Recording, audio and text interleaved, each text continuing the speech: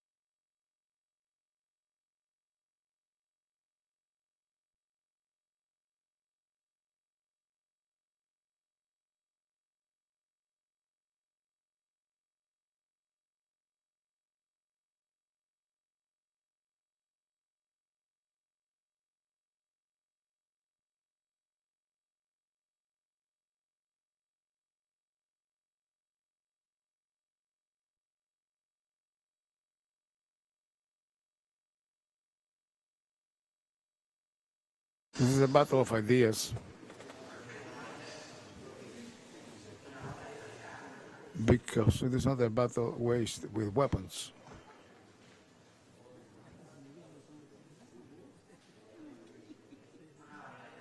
It is a battle of ideas.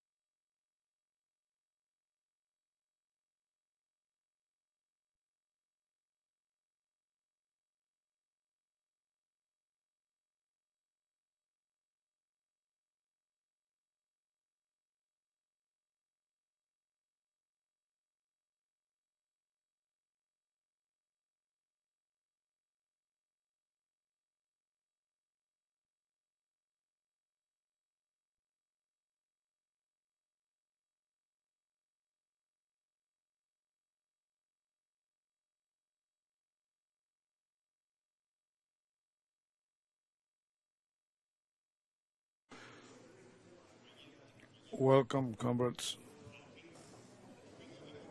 Finally, we have been able to have this gathering.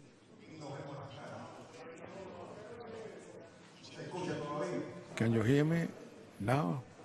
Is it working? Finally, we are gathering, and finally we'll be able to sit down and discuss the big challenges of the world in this first meeting in Havana, which is being presided over by Roberto Morales Ojeda, member of the Politburo and Organization Secretary of the Communist Party of Cuba.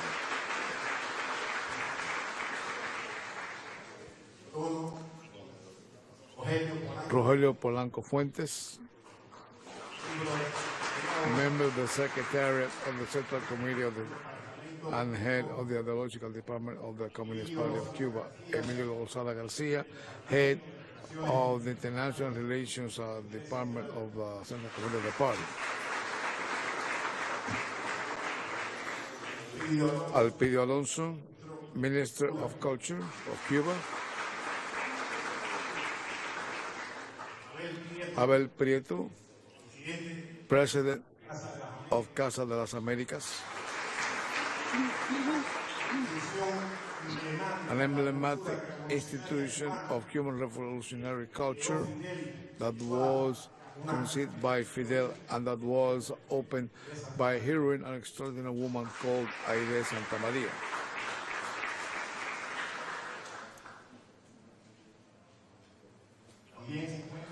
Also in attendance, we have leaders of the government, the state, and the party, the UJC, UNIAC, young people from the Hermanos Saiz Association, and members of the higher-ups of the government, the state, and outstanding intellectuals and friends from other countries. Additionally, I can say to you that we have with us in this hall delegates from 34 countries. 34.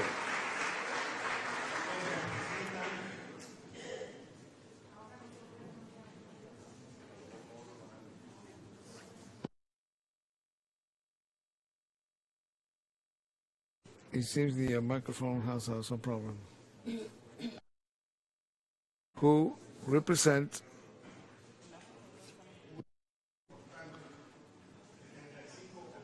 an important group, 65 organizations and publications of the Americas, Europe, Asia, and Africa.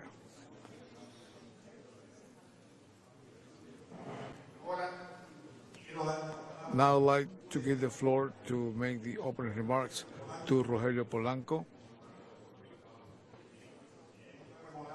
Yes, evidently we are having a problem with the audio, I'm sorry. I do not know how it can be solved.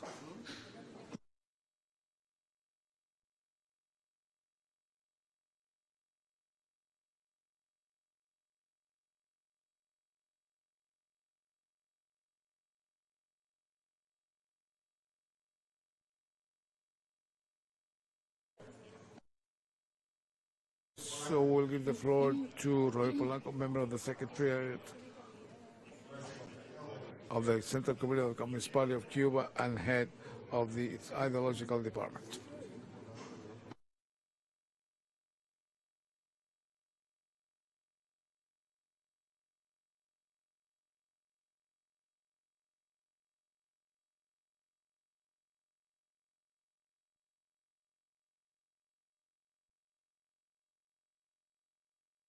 Good morning to you all.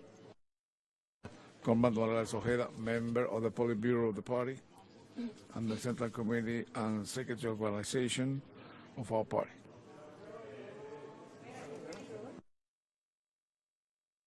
Let's wait until we have the audio ready.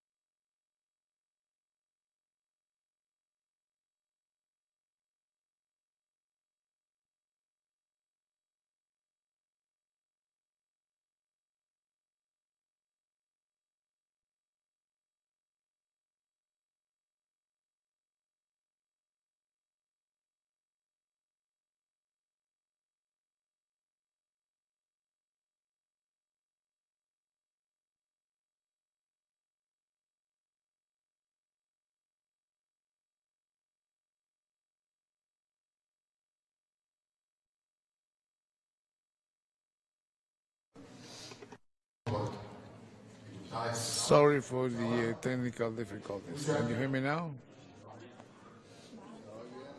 It comes and goes though.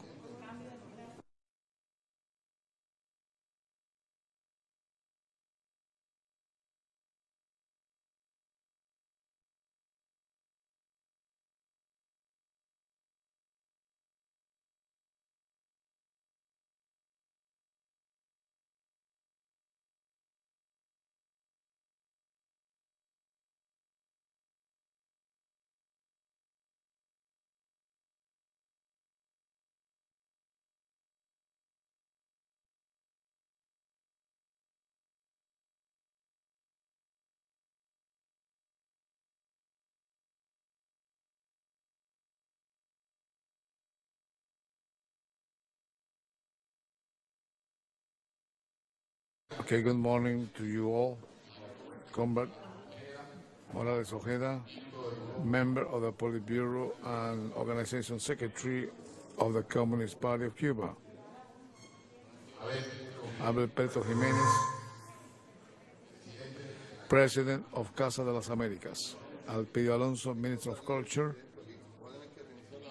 Esteemed delegates to this first international meeting on theoretical publications of leftist parties and the movements. Leaders of the party, the government, and the mass organizations and social organizations of Cuba. Conversó. Political leaders and editors and journalists and social activists attending this meeting in Havana. This first international meeting of theoretical publications of leftist parties and movements are facing the serious circumstances humanity is going through today. The presence of nearly 100 delegates from publications of from 30 countries shows the interest this opportunity has aroused among you to meet and debate on the need to think and act together. We thank you for accepting this call and for your militant solidarity. The world is living through a systemic and structural crisis. It is an economic, energy, food, environmental, social, and civilization crisis. And we see no global responses in the horizon because capitalism cannot structure them. It is the cause of their sharpening, and for which it only has the solution of exacerbating wars, modernization, and expansion of its increasingly lethal military hardware. The traditional ways of reproduction of capitalism and the rules of bourgeois democracy are becoming inoperable, and the system is violating them through the dissemination of half-truths and believable lies. Fraud, the deposing of popular government through coup d'etats, and the accusations against popular leaders are all evils of the day. The military division of the world has exponentially increased inequalities. Global algorithmic platforms are with impunity grabbing the infinite wealth of the tremendous accumulation of data. There is anthropological change in the making.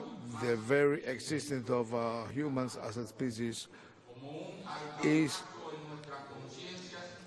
at bay as a risk as it was today, like a great warning that was said by Fidel Castro Ruz, the leader of the Cuban Revolution. The battle is a battle of ideas because we need truth.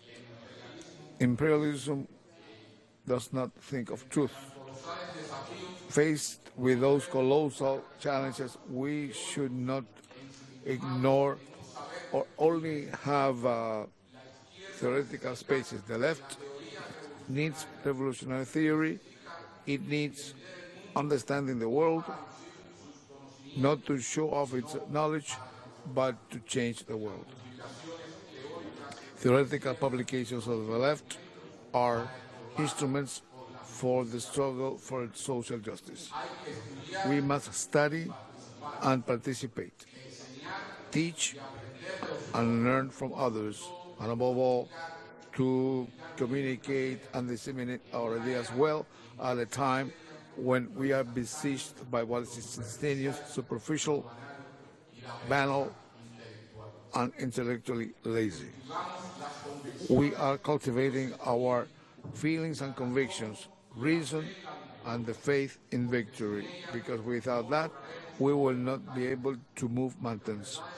Our scientific truths do not rely on the prestige of the magazines that disseminate them, but they are validated in the streets, in the triumphs of social justice. This meeting should help us to identify our common objectives and to share experiences and knowledge, and to understand that isolated we will not achieve victory. On the other hand, if we revolutionaries renounce in the struggle for a different anti-capitalist world and only call for the effective exercise of democratic rules, we will be trapped into the system's symbolic networks. If we abandon our symbols, the system will grab them to recycle them and empty them of their meaning. We must forge new values and hopes for our peoples. In the face of the fascist and rightist wave that tries to grab them to ancestral egotisms. Talking about egotism, though the pandemic evidence that selfishness is an equivocal system, sign of the capitalist system, it although brought about a spontaneous popular solidarity outburst all over the world. Cuba consciously organized that solidarity so that our institutions work together to save lives. The scientific treasure created by the revolution and by Fidel's genius, the willingness of our science and health workers, the resistance of the people, and the perseverance of the revolutionary leaders led by our president saved us. The creation of our own Cuban vaccines, the designing of artificial respirators, and the mass vaccination campaign, including children after 2 years of birth, made it possible for us to overcome the virus. The few resources the blockade and the stagnation of the world economy left Cuba with were used completely to save lives. Cuba also gave an unprecedented example from the South as a blockaded country. Hundreds of Cuban health workers went to the North to provide the solidarity services, while pharmaceutical transnationals were earning money with their medical equipment and vaccines at the expense of poorer nations and peoples. U.S. imperialism availed itself of the occasion to increase or tighten the blockade and the coercive unilateral measures against rebellious countries like Cuba, Venezuela, Nicaragua, and other sisterly nations. Like the knee on the neck of the Afro-American citizens who died, in the same way Cuba was suffocated by the U.S. government at the worst times of the pandemic, but they were not able, nor will they be able to overcome us. We are here, strong and rebellious.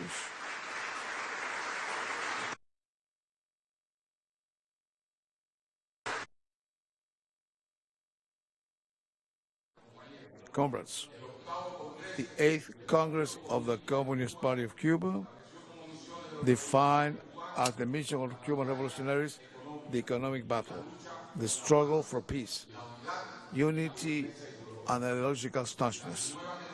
The young generations who have taken up the torch of the revolution, together with the historical leaders, have been brought up in the principles that are the basis of our ideology. From Marx, Lenin, Martí, and Fidel. We are facing an unconventional war that's trying to overcome human willingness to fracture national unity and to show Cuba as a failed state. For political subversion and destabilization, the U.S. government continues appropriating financial resources in great amounts, trying to bring about its longed-for change of regime. By its actions are doomed. As Fidel foresaw, Cuba shall not be submitted by force nor by seduction. Friends, our party thanks you very much for your attendance to this meeting. Let us hope we will have it every year as part of the International Book Fair of Havana. We are certain that your valuable contributions will allow us to write, approve, and carry out a common, effective plan to struggle against hegemonism. The image chosen as the visual identity of the first meeting, which includes the icon of sharing that is very familiar in social networks, evokes the emblematic picture of one of the greatest photographers of the revolution, Roberto Salas. The original photograph is called The First Day. It was taken on January the 4th, 1961, in front of the U.S. Embassy in Havana. In the previous day, President Eisenhower had announced the severing of diplomatic relations with Cuba. The armed aggression was in the making, but faced with the perils, a humble newspaper vendor was presenting the revolution newspaper title saying, "Long live free Cuba." The face of that Cuban is the symbol of rebelliousness and the ease with which our people have went through the most complex moments of its history. So we are facing today, in the same manner, the enemies of the peoples, those who hate and who disseminate lies, and those who assimilate acritically the cultural colonization of the empire, who, when we reflect theoretically, do not accept that we should always have the transforming character of everyday politics. We must be created to have a new independent horizons for the peoples. Thank you very much.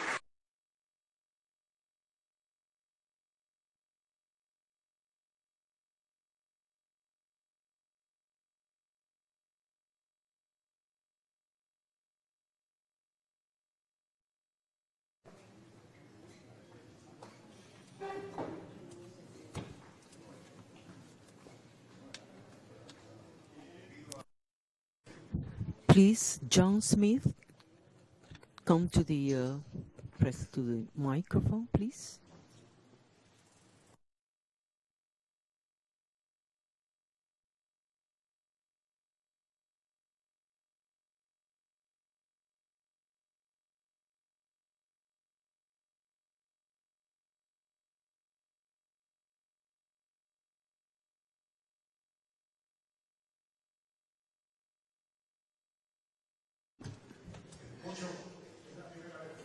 This is the first time he comes to Cuba. It's the third time, but many of us do not know him. We are meeting him now. John Smith is a British person from Great Britain. He's British, who was an industrial worker for a long time. Afterwards, he made an academic career, Marxist, communist, he's in solidarity with the Cuban Revolution, and he has published a book that has had a great impact in the academic world. The book is in English, translated Russian, French, and Arab, and it's being translated into Spanish too. and Portuguese, Imperialism in the 21st Century. This book, it has a top title, Globalization, Over-Exploitation, and the Final Crisis of Capitalism. This book that has approached to his work, and we ask him to present the topic of imperialism, to start a dialogue with you. We always want in each panel to open debate in this way, briefly, and then you can participate. Many participants can participate. It's not great. We're not going to do great panels. We want you to speak. So now we give the floor to John Smith. Solidarity. Greetings to you all. Now we are living in times of crisis in the liberal era.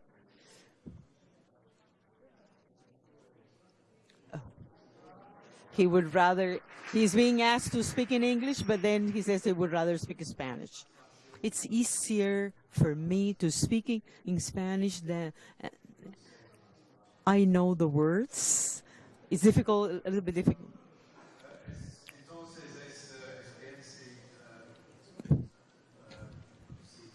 If we think that the neoliberal era was, how was it possible for capitalism to come out of the crisis of the 60s and the 70s?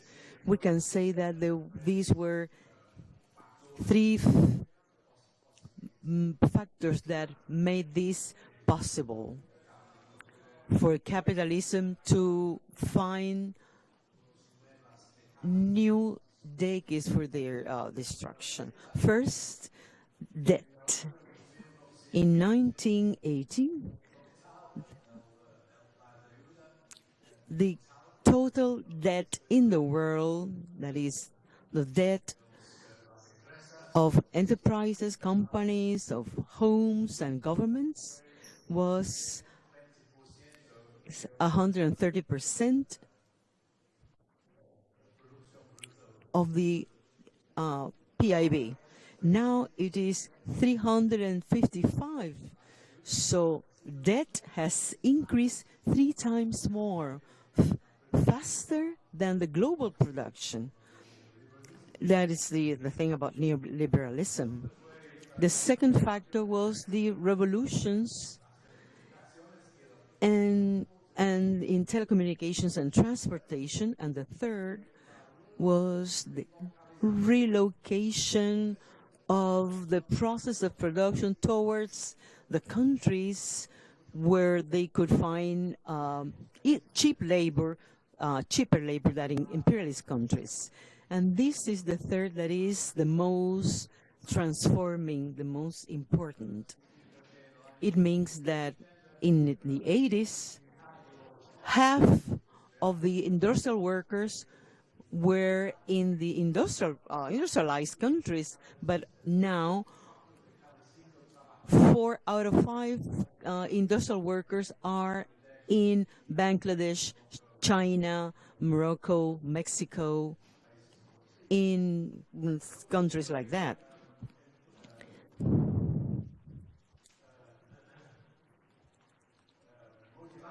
This motivates this relocation or relocalization to achieve more earnings. The differences in the neoliberal period, everything can go over borders, factories can go over the borders. The owners of factories can go over the borders, can pass borders, and in what they have obtained from these factories can go over the borders. Everything they obtain can go over the borders. The only thing that cannot go freely through borders is the workers. And that is why The result of this is great differences in the prices that the workers have to pay. And this reflects differences in the value of work and differences in the rates of export of these workers. This means then that a great growth in the plus value, the great majority that is captured by enterprises is based on imperialist countries. For example, this shirt that was produced by women in Bangladesh, and all the production was made in that country. Despite of this, the price I pay in the stores may be 31, but only €1 appears in the PIB in Bangladesh, and 29 euros is one of the PIB in the countries where this thing was consumed. So we ask ourselves, what percentage of this PIB from Great Britain was in fact produced in this country? So as to capital,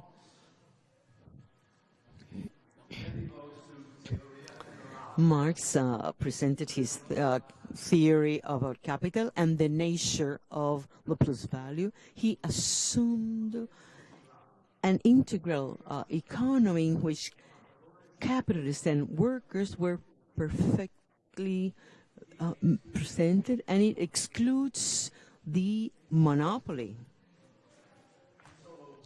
So only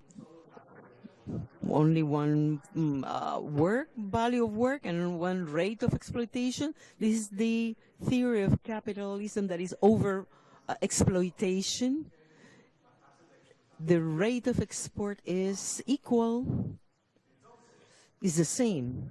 So then what was excluded from the capital was the point of thought for a theory of imperialism of this century.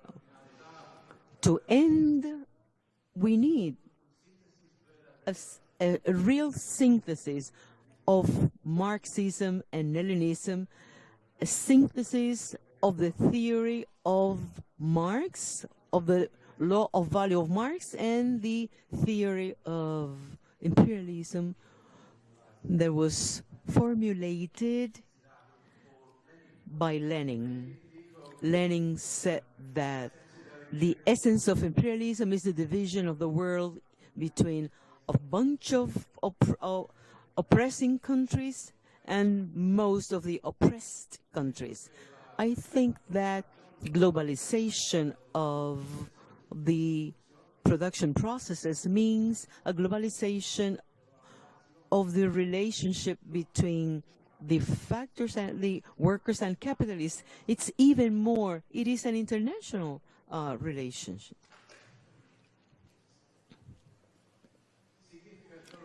All this means that the Leninist definition of imperialism, of the division of the world between oppressed countries and oppressing countries, has been internalized within the relationship between capital and the worker in itself. Now it is an internal quality. It was a condition. It was the difference of imperialism now is, of capitalism now is essential. For me, the word capitalism is a generic word that refers to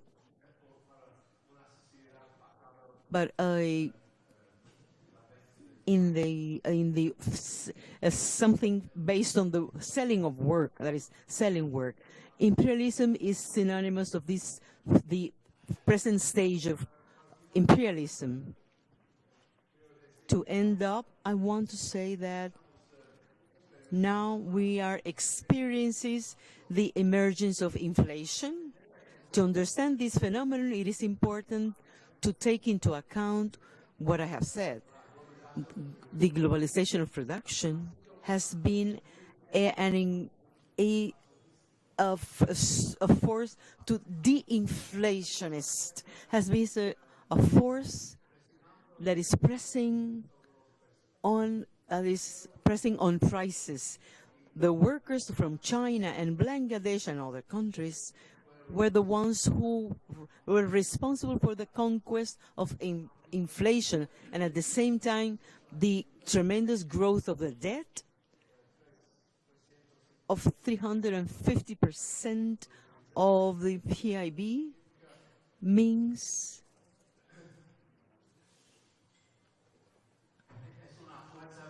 it is an inflationist force.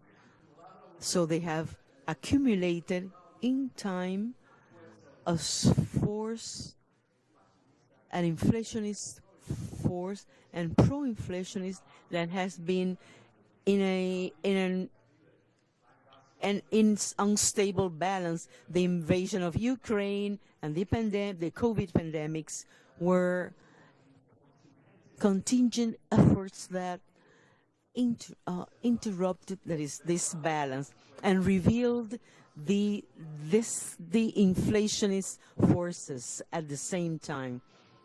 So we are facing a tremendous depression with inflation, and this inflation cannot be explained only through the contingent events that precipitated all this. This is enough. Thank you so much.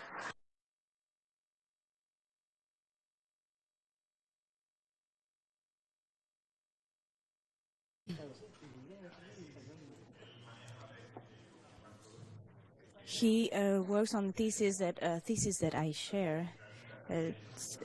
States that when you're anti-capitalist, you are then anti-imperialist. It's a way that we express ourselves. When we say that we are anti-imperialist, we also say that we are anti-capitalist. There can be no gap between those two concepts in current times. Atilio Boron, who had to go to the doctors and asked to be excused, he said that we are living through the end of 5 centuries of hegemony of Western capitalism, and that we are building 2 separate globalizations.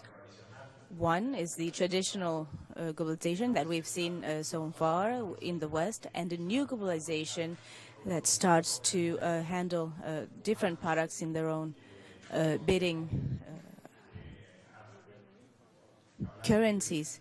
We could talk about the BRICS and the groups, the countries that are part of it, and countries closer to that group.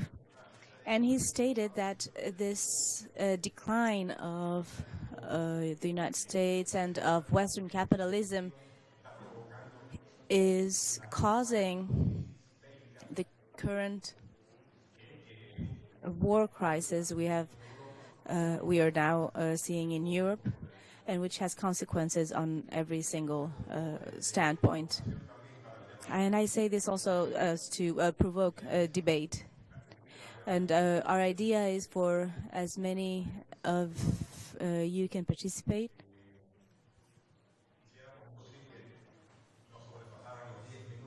We would like for you to keep your statements within 10 minutes, so you have the floor.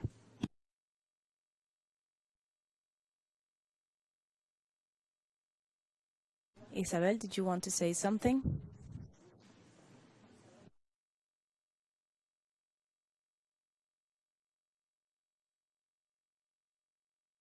It's very important for you to wait for the microphone because we have translation.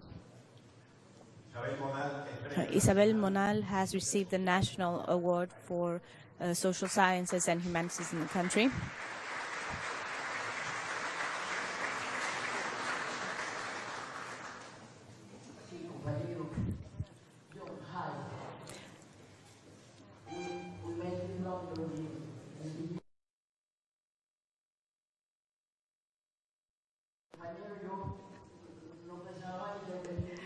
I didn't have the intention of participating so soon because we have so many participants, and I thought that it would be a courtesy for them to let them participate first.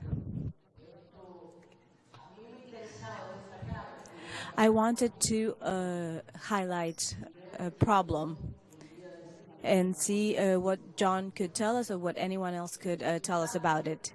In the debate between Marxists and Leninists in the world, in the last 20, 30 years, we have seen a dilemma on whether we are in the face of a new kind of imperialism or if it is a new stage of imperialism. I personally believe that it is a new stage and not a new kind of imperialism. But it would be I believe, very important if John could perhaps speak of this. We also, the concept of collective capitalism, collective imperialism. I believe that Samir in this concept did not find the exact words, the word that was truly necessary, but I think that there's a background in which he is right. This imperialism at the end of the 20th century, after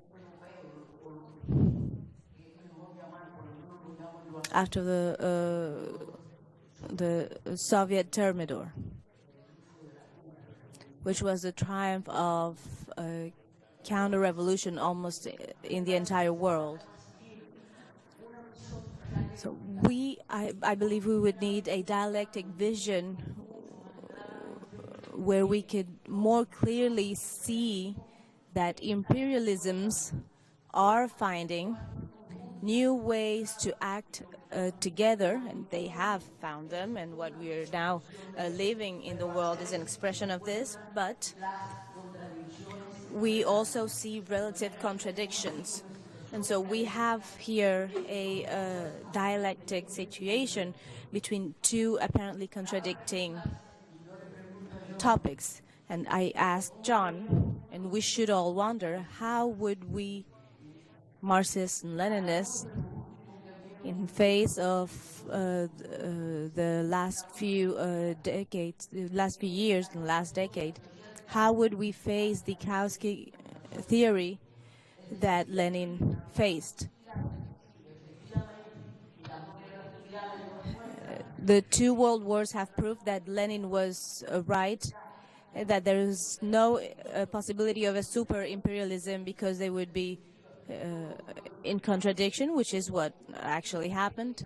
But through a series of changes in international circumstances, which we could not now fully analyze, we have seen conditions that, or apparent conditions for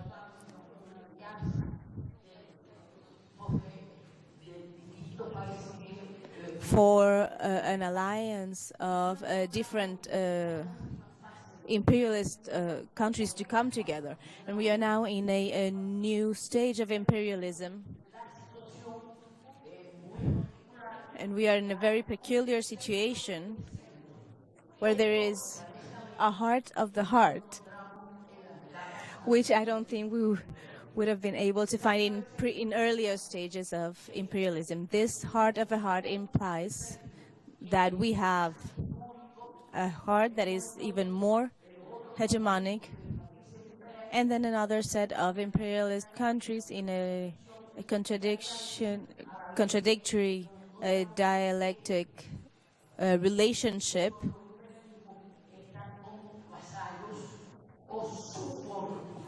that are subordinated to the highest hegemony, to a heart of a heart.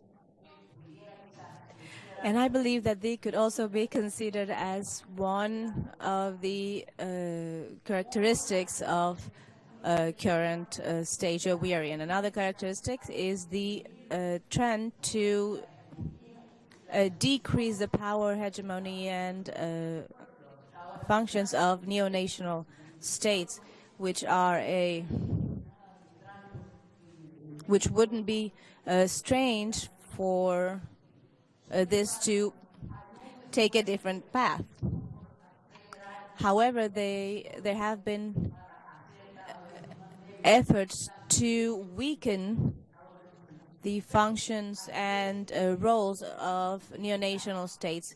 But current imperialism does need those imperialist neo-national states to carry out its hegemonic and domineering work, because sometimes there's hegemony and sometimes there's just dominance.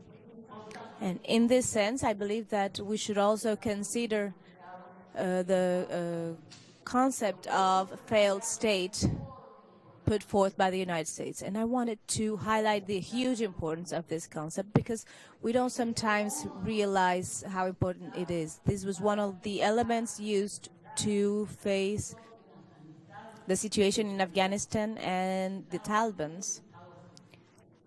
They presented a failed state. Imperialists, as such, as just like before, they denigrate those who they are going to conquer, or those who have already conquered. This is something that we are seeing since the Spaniards' conquest here. This type of argument is no longer useful, but there are other ways for them to do this. They can say that we cannot maintain a state, we cannot maintain a society. And so the failed state would be for them a justification to invade, to wage war and destroy. And so said state loses its right to sovereignty. And we are now facing in the entire world a deepening of this concept, where the state wouldn't lose sovereignty. They wouldn't even have the right to fight for sovereignty, and this is one of the arguments that they are presenting against Cuba and against some Latin American countries. It is highly important to address this failed state concept, which can be, we have to fight it not only with an analysis, but to go even further and to clearly explain that, first of all, is the failed state concept actually a concept? And if it is it a justification?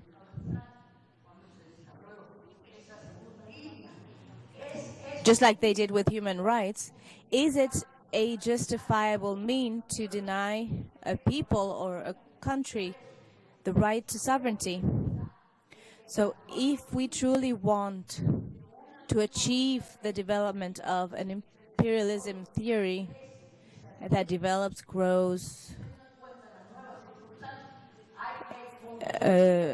in the new circumstances, we have to consider it as a whole.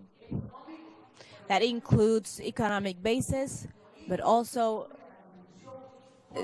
the political, social dimensions, and all the topics, all the international topics today.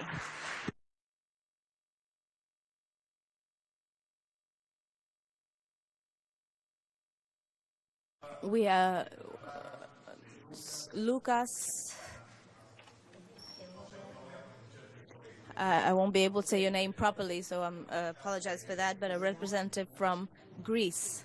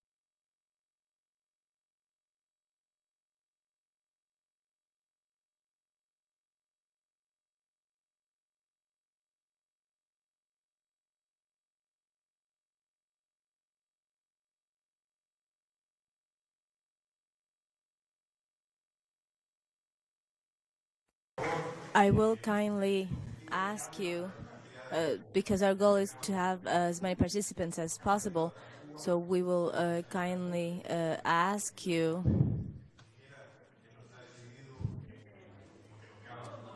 to keep your statements under 10 minutes. So we need you to be short in your ideas. When you bring speeches, we could actually assess them and publish them in Cuba Socialista later on. But if you could just bring a summary of a maximum 10 minutes, then we will be a lot more efficient in this debate. I will also ask if you could get the names on a paper of those who want to participate. I know that Marcelo Rodriguez from the Argentinian Communist Party asked for the floor.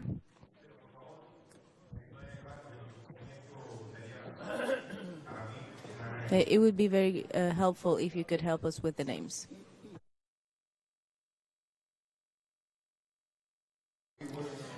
Good morning, everyone. Thank you for the invitation to participate in this first meeting of publications here in Havana.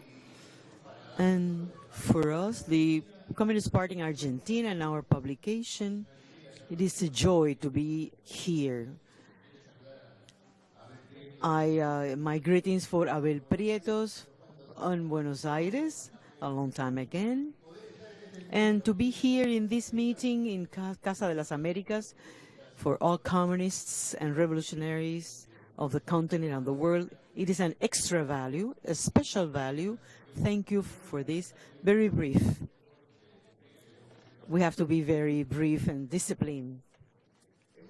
It is important for this meeting is very important in the context we're living, because we've been discussing on imperialism, the shapes of imperialism now, what is the essence, the 5 characteristics of Lenin that we can find now, and analyze how imperialism is expressed today at a moment when we are living in a tremendous dispute that we call the unipolarity crisis of the United States, with the fall of the wall and the end of ideologies. And we see all these ideologies are not ended.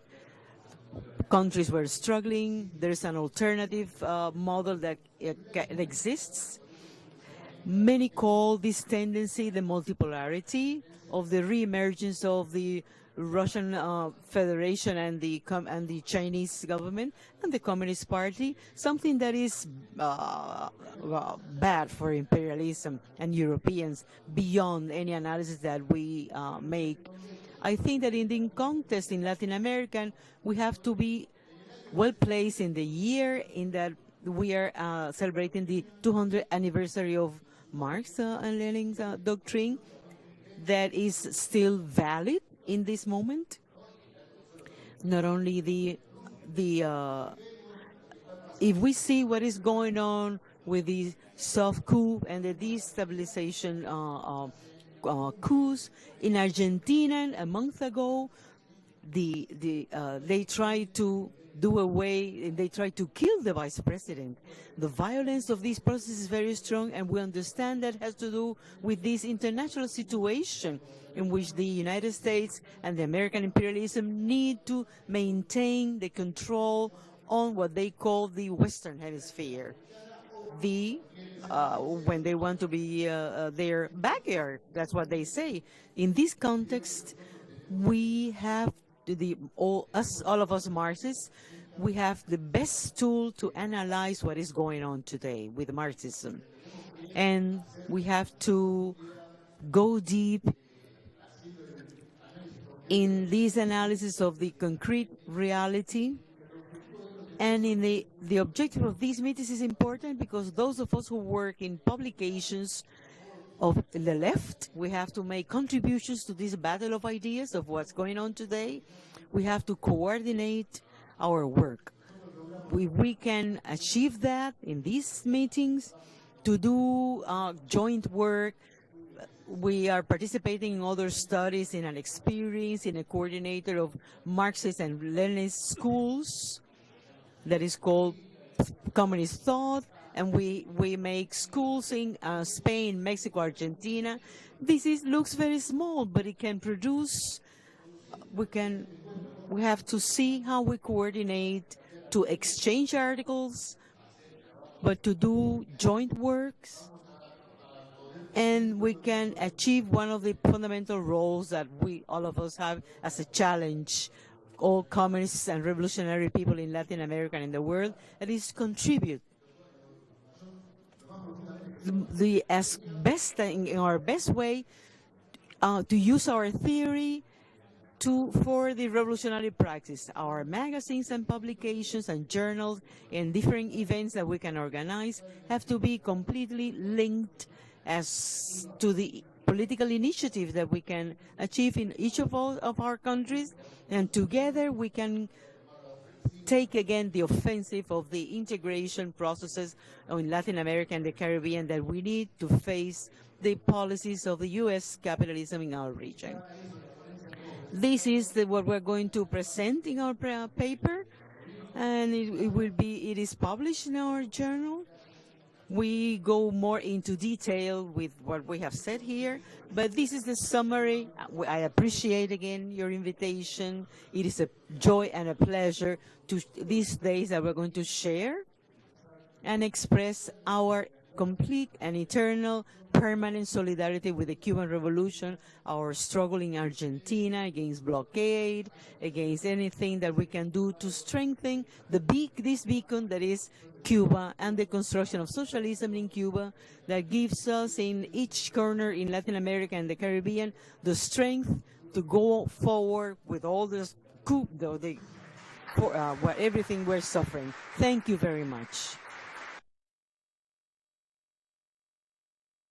We give the floor to Centella. There is the president of the Communist Party in Spain and the vice president of the European Communist Party.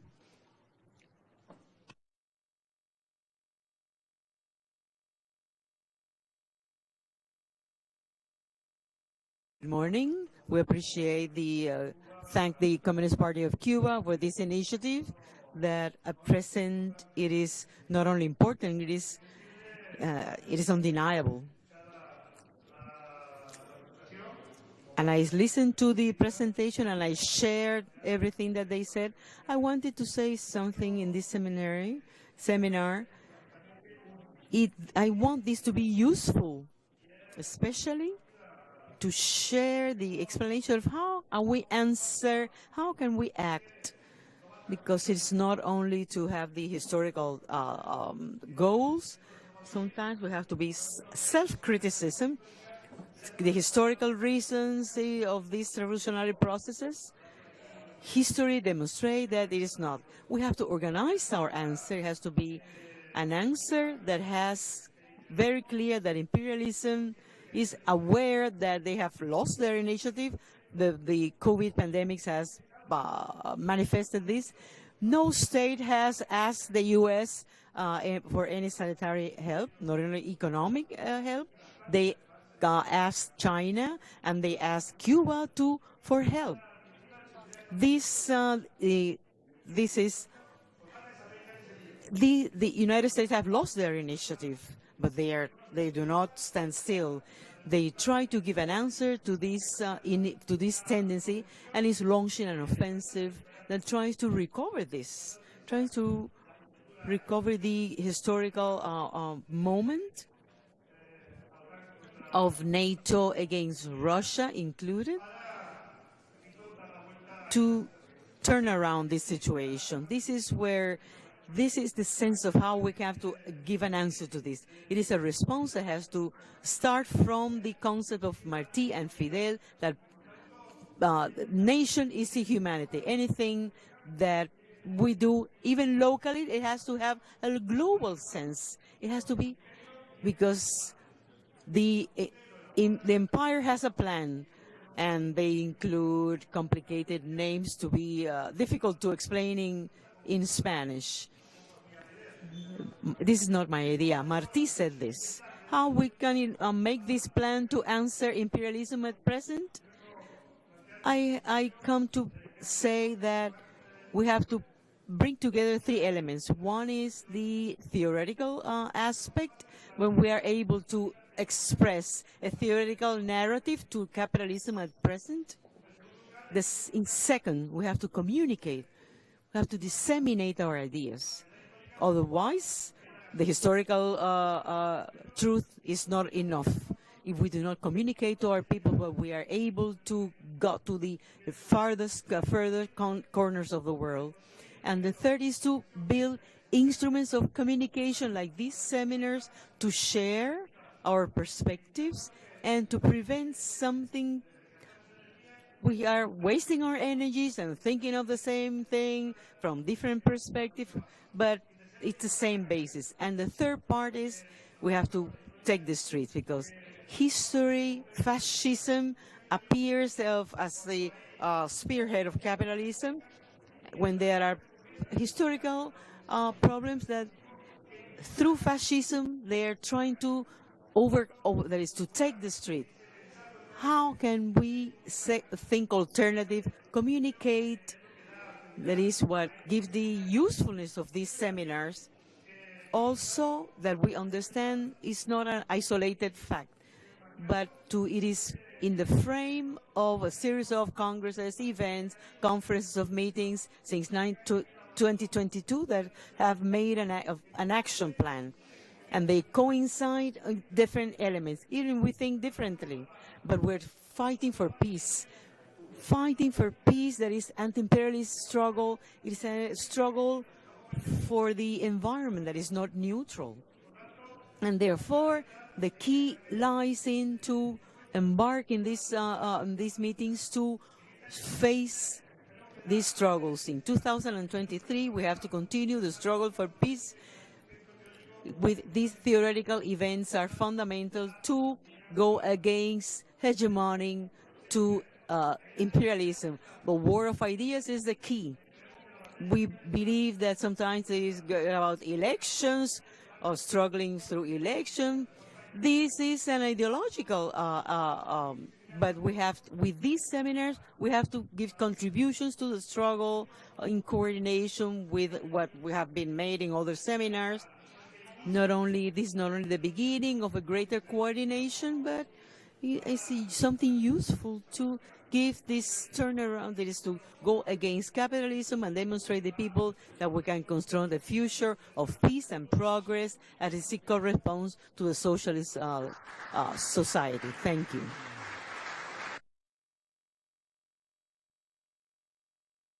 Now we have been joined by Atilio Borón.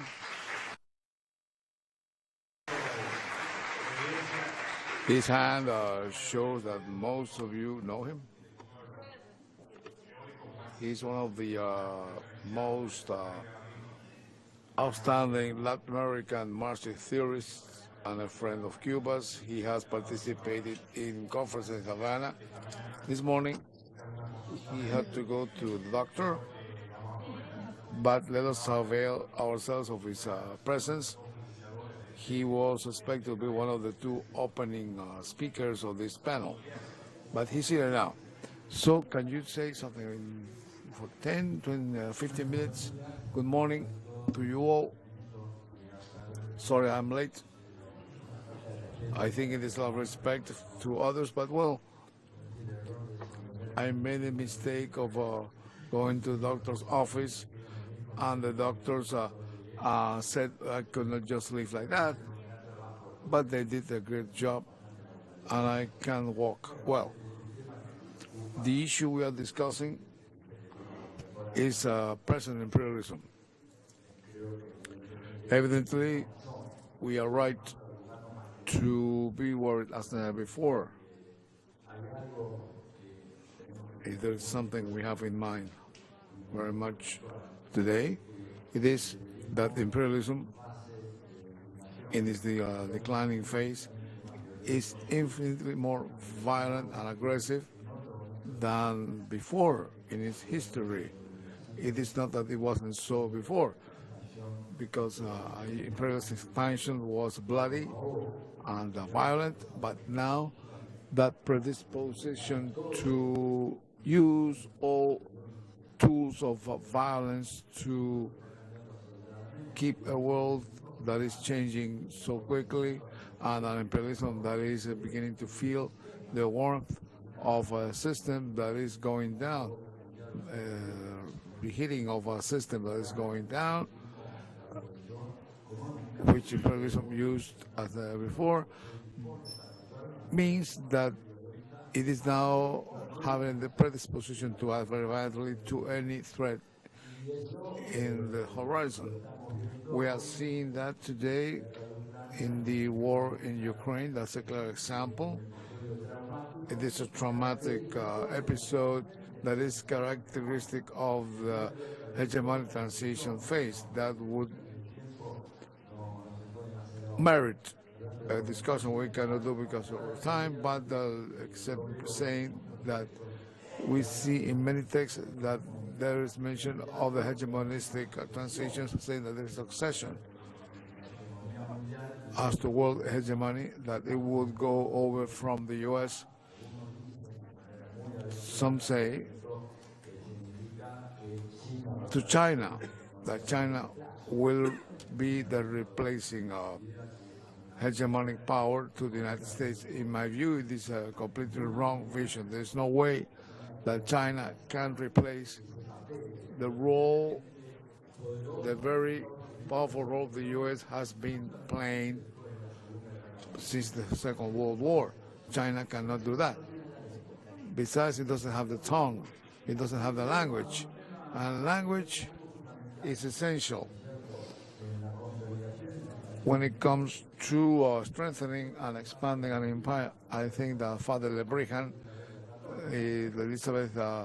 Queen Elizabeth confessor, said, "It is well you are sending priests to evangelize the barbarians," that is us, the people here in the Caribbean, who were the first ones who received that famous shock of civilizations, as Huntington said, the American scholar, or a meeting of cultures given by Felipe Gonzalez, some meeting. Anyway, Father Berija was a clever man, and he told Isabella, Your Majesty, don't forget that language is the support of the empire. The friars will go there to do masses for the Aztecs, Zapotecas, and the Taínos, all the other peoples. That's all right. But they should be taught Spanish, and the Chinese will not have that advantage. The cultural system is different. How is the world being connected now? What's the internet language? Is it Mandarin? It is English, not Spanish. We don't like it, all right. But that's the fact. So the idea that China, well, because of its great economic power, it is now the locomotive of the world economy, and it is a country, because of that economy, is projecting a tremendous power over international arena. But China does not have the capacity, for example, to create a network of nearly 1,000 military bases all over the world. And the empire is not being sustained only by the economic, financial pressure mechanisms that are brutal, and through the blockades and sanctions and those applied to Cuba, but because there is a military apparatus, like the Roman legions. These are other legions. The other day,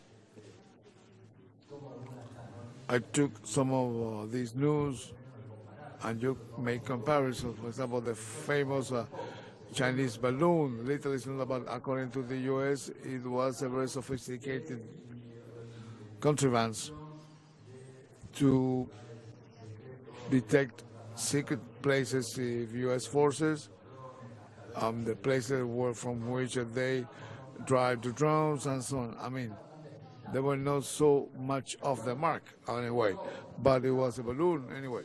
But China, if you look at the China South Sea, you see U.S. bases and two fleets, not only the Pacific Fleet, the one from the Mediterranean, was sent to China too. So thinking that China might become the replacing state of the U.S. in the hegemony of the world is a confusing idea above all. I believe that we are walking to a post-hegemony system. There will be a single world hegemon as it was since the Second World War to this day, when that cycle has concluded for the U.S. and for the West.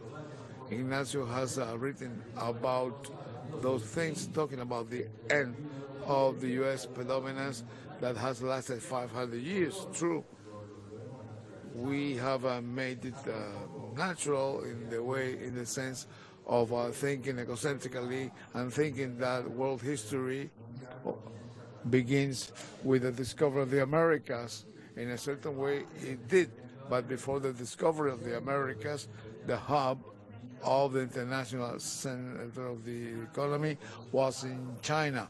China was this place when the Americas were discovered, and when the whole trade in the North Atlantic started. But China clearly was the economic beacon of the times and the center of great discoveries. You have heard about that. Why this rich Venetian tradesman sent Marco Polo to China and not to Wall Street? Because at the time the Americas were not known, there were no Wharton universities or anything like that. They sent him to China because they were amazed at seeing that people were trading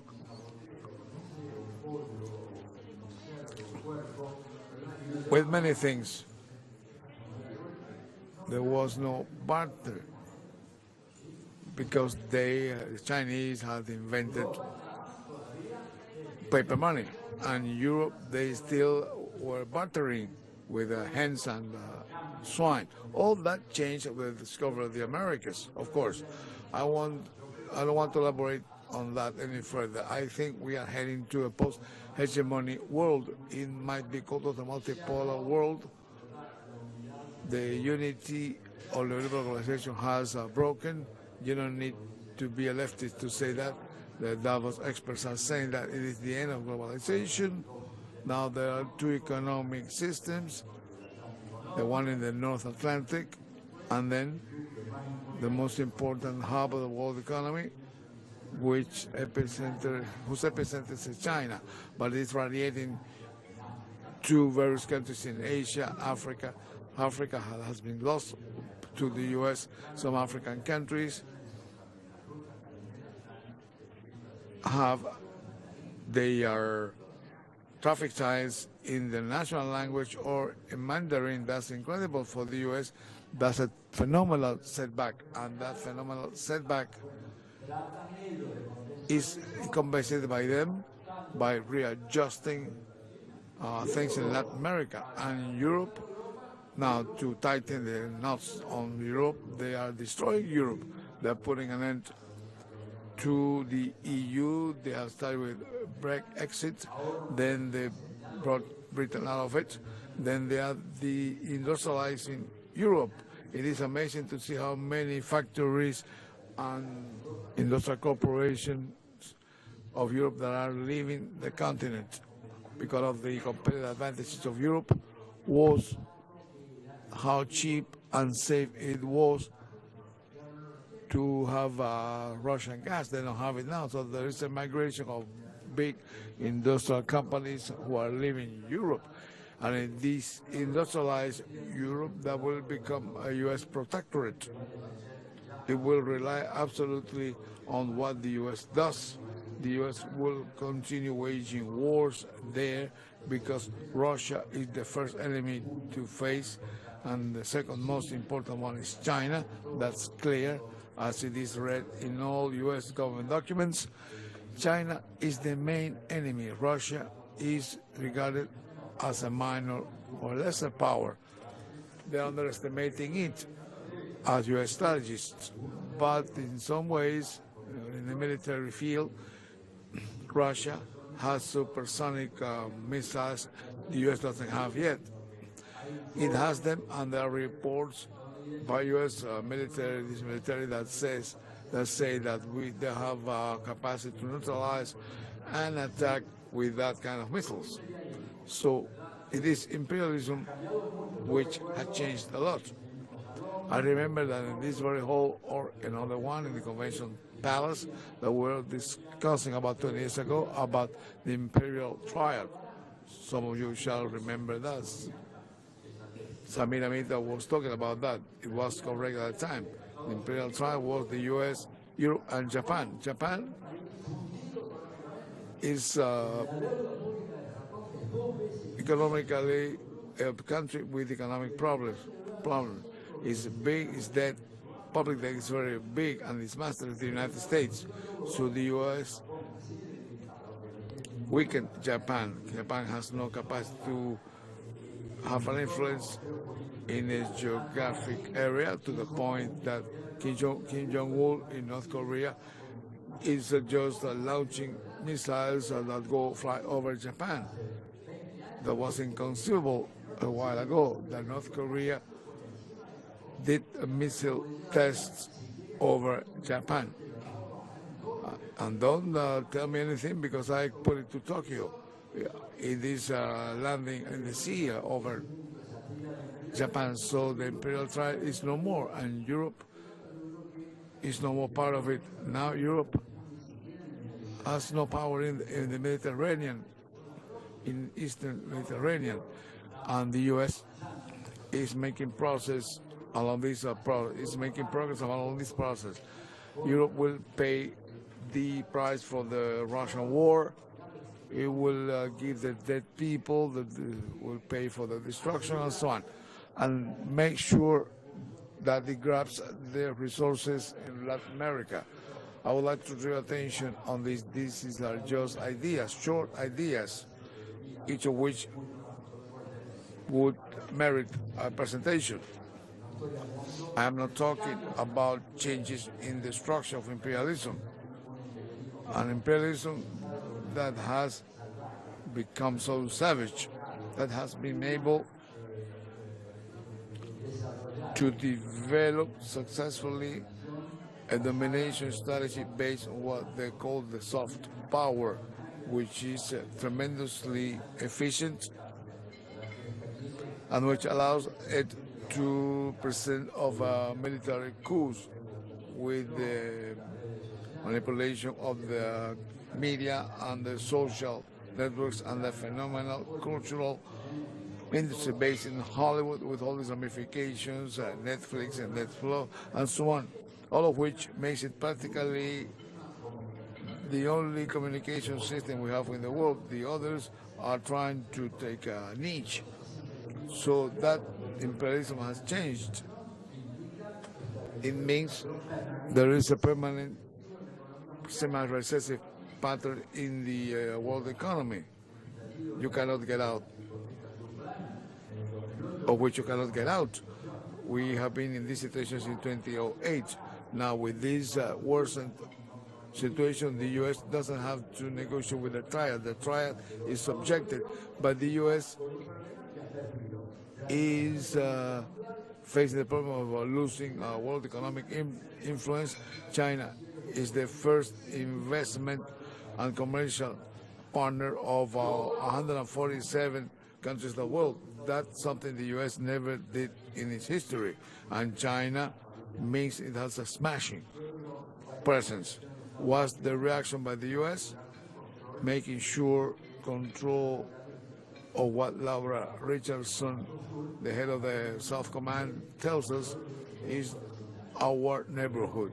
Remember this year, on December the 2nd, they will commemorate the 200th anniversary of the Monroe Doctrine, and Richardson and others have been talking much about the present value of that doctrine, and that's something we must have clear in our minds and study it well. In that context of the Monroe Doctrine, Mrs. Richardson is talking about our neighborhoods. They don't talk about the Western Hemisphere.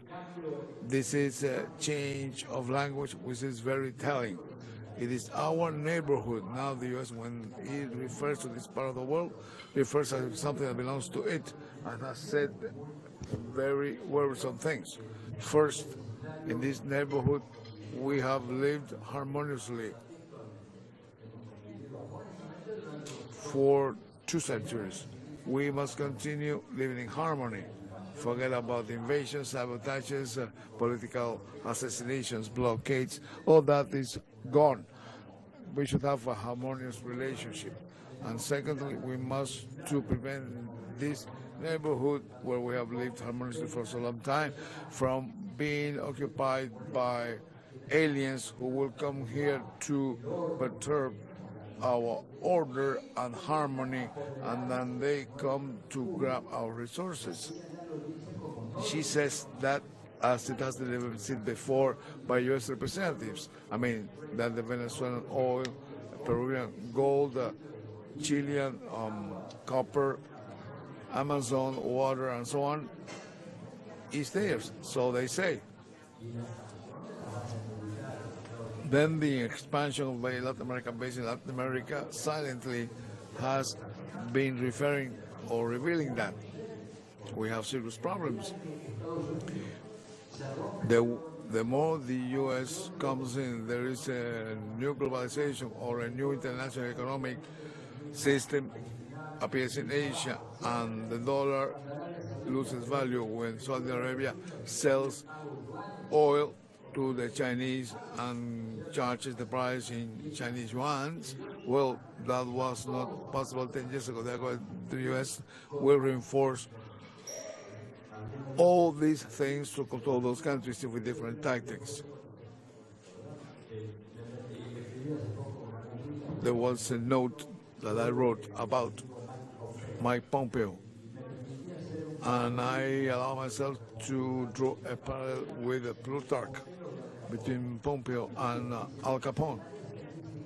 Physically, they're similar, but Al Capone said something. He said, "You are more convincing when you have a smile and a gun in your hand than when you negotiate only with a smile." So let us not be mistaken. They are coming with a smile. I would like to see today's pictures of Lula and Biden. I'm sure there will be great smiles, and behind that there will be a ferocious battle, because Biden will demand Lula on the, forgetting about BRICS and about this American currency, that all negotiations should be done in dollars, and so on. And at that point, we will see how they're going to draw guns to subject our governments. This is what I want to say. Sorry that I arrived late.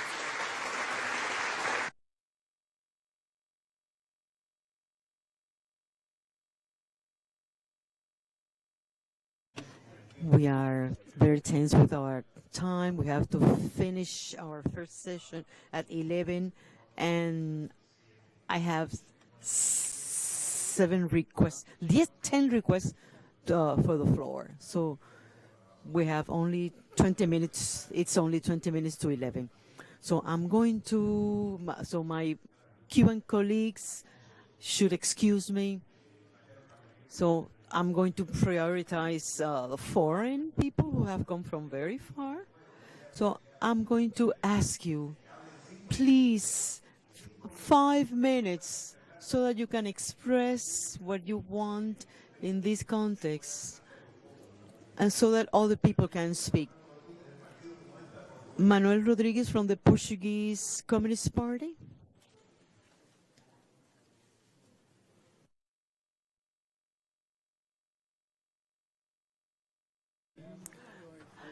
Dear comrades, in the name of the Portuguese Communist Party, I want to begin by greeting the Cuban Communist Party and its political or organization that administers Cuba, and the organizer of this first meeting of publications of the left movements and all those who participate in this meeting. We thank you for the invitation that you have made. and the publication of the Portuguese Communist Party. They are going to have, we are very honored to participate in this meeting, and whose success we will try to give our contribution. We are living in a world in which capitalism is in great contradiction, and its nature, oppressing nature, and its structural crisis is interfering the situation in Portugal and in the world, and in the last recently has known a tremendous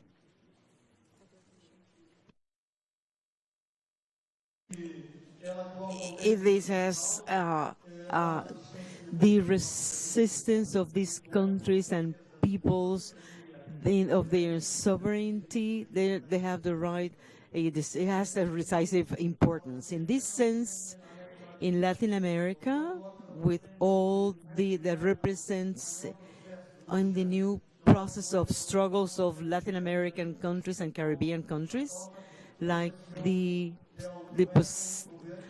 new government in Colombia, the process in Chile, the new election of Lula da Silva in Brazil, has, together with processes like the Cuban Revolution in Venezuela and the Bolivarian Venezuela and the Sandinist Nicaragua, a strategic importance.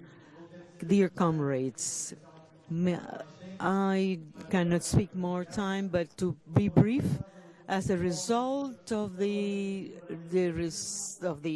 offensive of capitalism and imperialism and the class struggle and the support that is so capitalism has been reduced.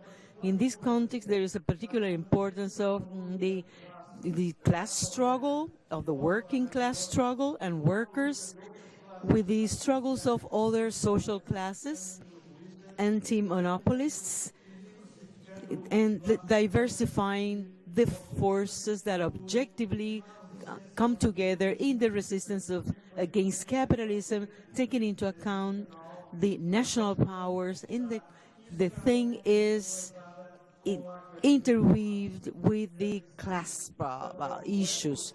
For peoples, we have to develop a struggle for the application and affirmation of sovereignty as a condition for the conquest of the rights, for social and economic development, for as transforming elements.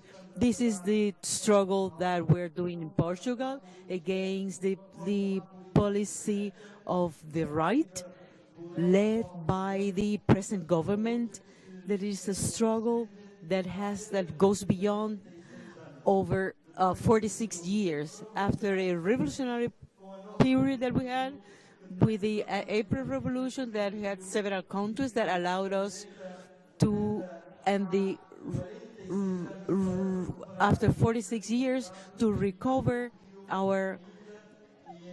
and we haven't conquest, which we're trying to go against this policy that tries to reaffirm itself. Solidarity, and embracing solidarity, support, and long live the struggle against imperialism, and long live our power, our peoples.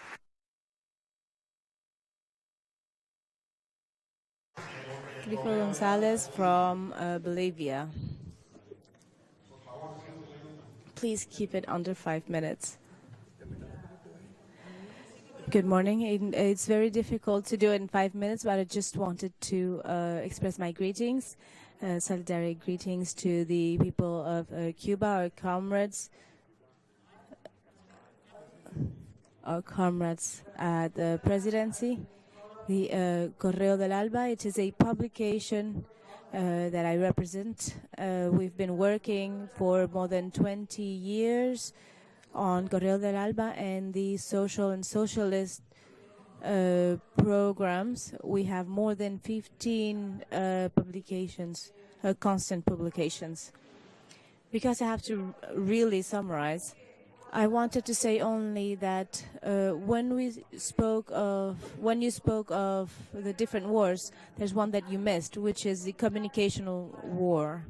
There is a key element here, which is to understand that we are in a context of communicational war that is as exuberant as military and political war, and this is something we are not attacking as we should. So in these meetings, we have to take the opportunity because, we are all aware that what the political contexts are, but we are not truly aware of practical issues, how we can bring it forth to new societies and new communities. People no longer fight for great causes by raising a flag. It is no longer as easy as that. Even in societies such as the Cuban and Venezuelan societies with very combative and fighting people, it's not easy to do it. So one practical and useful element to introduce is the financial issue and how progressive governments do not use these alternative methods that we have today. And and I'm very proud to mention that we have here great communicationalists, but the others, all of us, are going against the communication trends. We have to be aware of how our media survive without access to the primary communication means of revolutions or struggling governments. These are key elements to communicate and disseminate our ideas, but we also need to understand that for journalism, the world has completely changed because we used to write and speak on the radio, but now we have a new universe, a virtual universe, which has to be aesthetically pleasing for new generations who even forget what it used to be like. When I was on my way here, I kept remembering that Casa de las Américas was very nearby, and I asked a lot of people, and only one of them was able to tell me where Casa de las Américas was. And in the same way, new generations forget about the great causes because we are not able to communicate to them the new ideas. So how can we, in these meetings, how can we share the practical issues of journalism and of the left wing in the social basis, and how we can introduce them in the new alternative communication means? Because not one single means of media can reach everyone. And so we have to introduce ourselves also to the cultural means and artistical means. And I'm about to finish because we are short on time. I'm just the second woman to intervene here, so please give me a break. And there's also, I don't want to say chauvinism, but there is a masculinization of pretty much everything.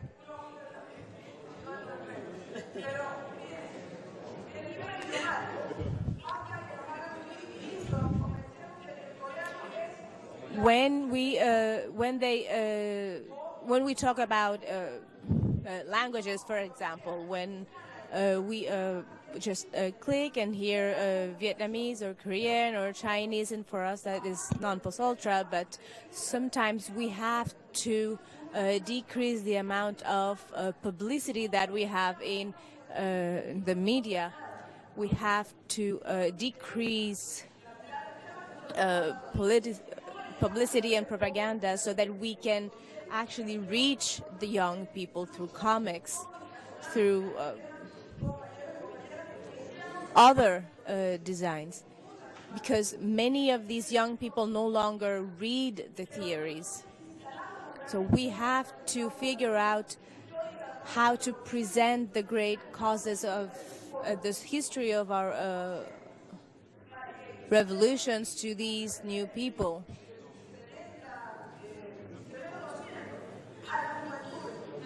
How can we explain the young people in Venezuela, in Chile, in Argentina about the failed state that doesn't even allow us to fight for sovereignty and for the great causes of our peoples? And I'm speaking of the indigenous peoples, etc.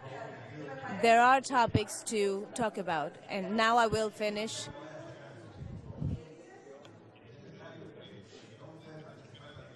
So that everyone else can participate, it's necessary for you to finish, and this is where I'm going to stop. Please read Correo del Alba. I was the ambassador of Commander Chavez in Bolivia until 2019. I was expelled then, but we have now recovered. Thank you.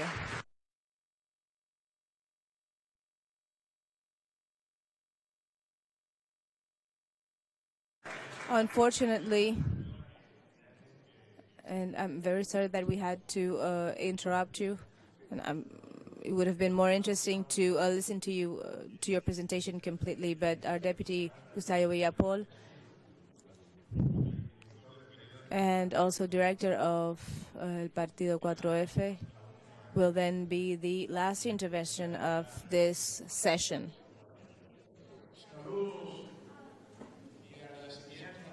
Greetings, and thank you very much to the Cuban Communist Party for inviting me to this meeting. I am not the Vice President, I'm just a member of the Vice Presidency.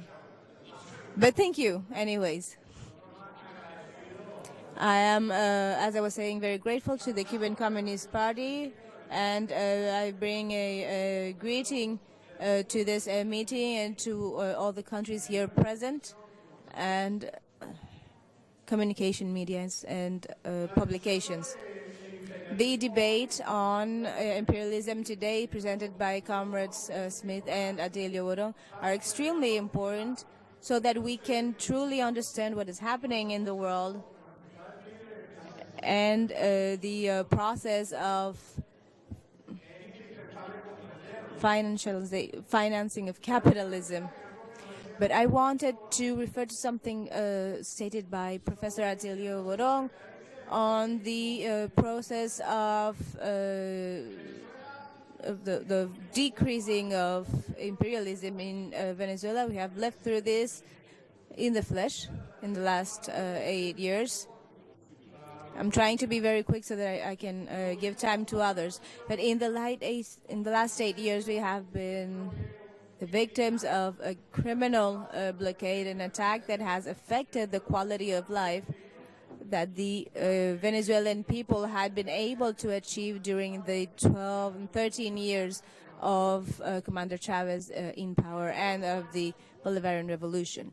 In the last 8 years, we have lived through a tremendous amount of aggressions, and it was the Cuban people and the Sandinist people and the peoples of the world who have given us the strength for resilience. But amidst all this aggression that has left deep wounds in the Venezuelan people and in our hearts, they have retained billions of dollars that belongs to the Bolivarian Republic, hard-earned money that the revolution had destined for health and education, amidst many aggressions, such as the February 23rd, when imperialism organized an invasion into the national territory, and the Venezuelan people defended themselves in the streets. And even after military confrontations that are not very widely known, the Venezuelan people gave the heart to defend their territory and the revolution. We have been the victims of a permanent aggression. But in the last 8 years, just like the Cuban people has done for the last 60 and more years, this is where this type of meeting can play a role. Because while we were defending our revolution at the borders of our country, many other peoples of the world were confused of the situation. Many people in the world, even in left parties, were confused when they thought that there was a dictatorship who oppressed the people, when it was the Venezuelan people who had to resist in all platforms an aggression. And that is why we salute and once again thank the Cuban people and the Cuban Communist Party, who has been the solidarity hand during the 24 years of Bolivarian revolution. It would have been very difficult for us to have done this without Cuba. So we are very grateful for this type of meeting, because we have to be clear on what the alienation mechanisms that imperialism is now using, and we have to, in our publications, we have to join together and build a network, a world network, to fight what they are doing to us. Because there are different cultural models, the one that imperialism presents to us and the one that we called as Bolivarian socialism, but each people calls it as it will. But it's a solidarian, harmonious, equal mechanism. We have to, first of all, help people understand what the different mechanisms are and how imperialism is using those mechanisms, what the new characteristics are, to alienate and eliminate our people.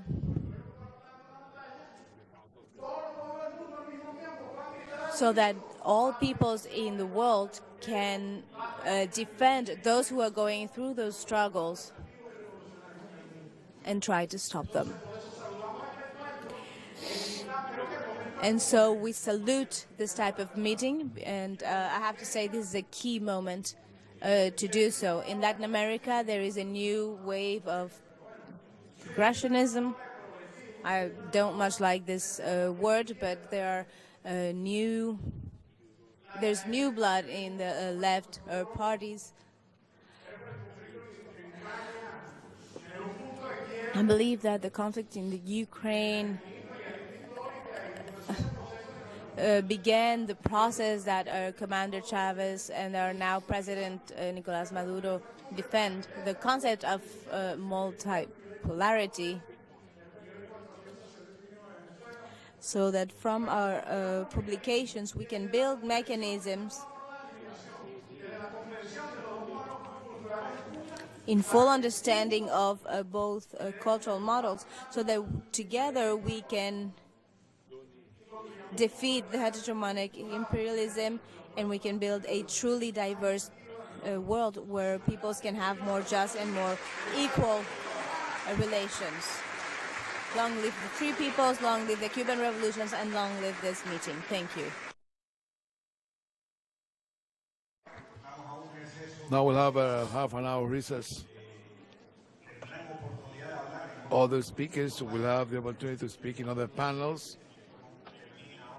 This is not the end of the event, and 11:30 we will resume the session.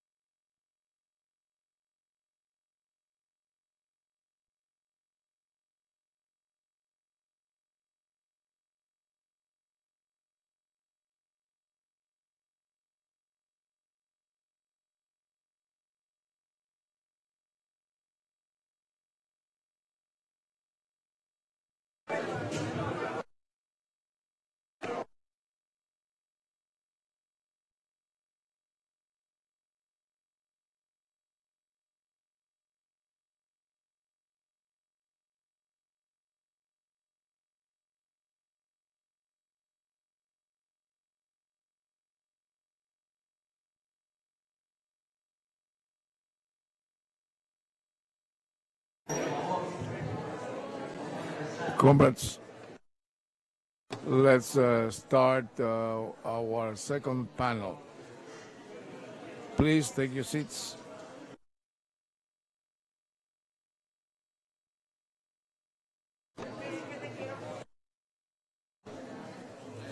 Our international Tarek's colleague.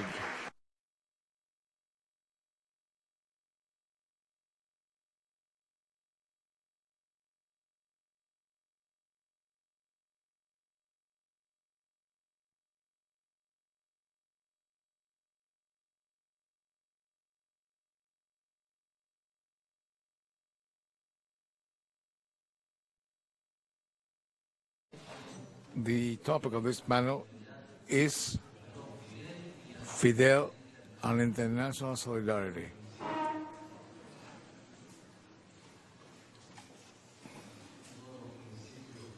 Which is one of the essential ideas of Fidel's thought. Cynthia was quoting a phrase by Martí, country is humanity. It is oft repeated phrase by Fidel. He thought it was one of the pillars of Martí's thoughts and became one of the pillars of his own thoughts and actions. Yesterday, I received a note of David Isra. It is an Ocean South book. David, greetings to you. Yesterday, just as a concurrent chance, I got this book, Solidarity Without Borders. It is a collection of Fidel's speeches about solidarity, of international solidarity. And I jotted down a few things I found interesting to introduce this panel. First, the definition of internationalism by Fidel in this book, which I will read later, is the following. Internationalism is the most beautiful creation of the hearts and the awareness of workers. What did the bourgeoisie teach people's individual egotism and nationalism? Bourgeois individualism is the expression of national and individual egotism. Marxist ideology is the expression of solidarity among individuals and solidarity among the peoples. In another part, Fidel said, as quoted in this incredible Ocean South anthology, we are convinced that there is no independence and revolution without socialism and international solidarity, without the practice of international solidarity. Supporting ourselves on it and supporting international solidarity, receiving it and giving it, Fidel said. Then he said, we are carrying out a profound true revolution without deviations and chauvinisms, without narrow nationalisms, without national egotisms. And we are carrying it out just nearby the United States.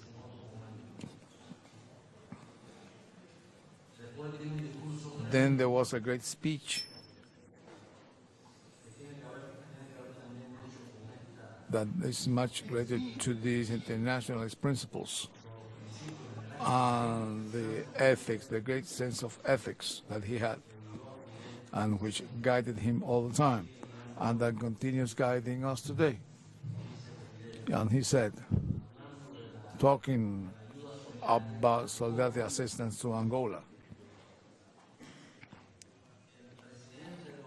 the U.S. president said that because of our assistance to the sisterly people of Angola,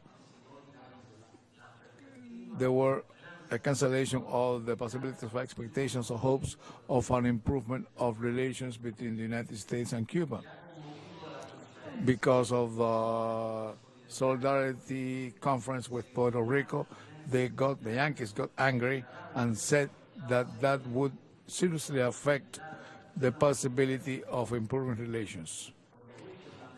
It seems that in the minds of the leaders there, the improvement of relations means renouncing to the principles of the revolution, and we shall never ever renounce to our solidarity with Puerto Rico, Fidel said. And then he said, in other parts, that the Americans think we are looking for something in Angola, oil or diamonds. We are not seeking any material satisfaction. Logically, imperialists do not understand it because their criteria are chauvinistic, nationalistic, and selfish. We are fulfilling an elementary internationalist duty when we are supporting the people of Angola. We are not looking for oil or copper or iron. Just we are implementing a principled policy. This is by way of introduction to this panel on Fidel and international solidarity. I see Chris there, always smiling and wonderful. Ubieta is coming, we're approaching. I wanted to apologize to Chris because in this panel we have 3 comrades in the chair. The 3 of us are fervent feminists, and you will have a time to speak today. If you want to speak for half an hour, Ubieta will authorize me to allow you to speak for such a long time. So I give the floor to a great historian of ours, René González Barrios, who is the director of the Fidel Castro Ruz Center, so that he introduces the topic.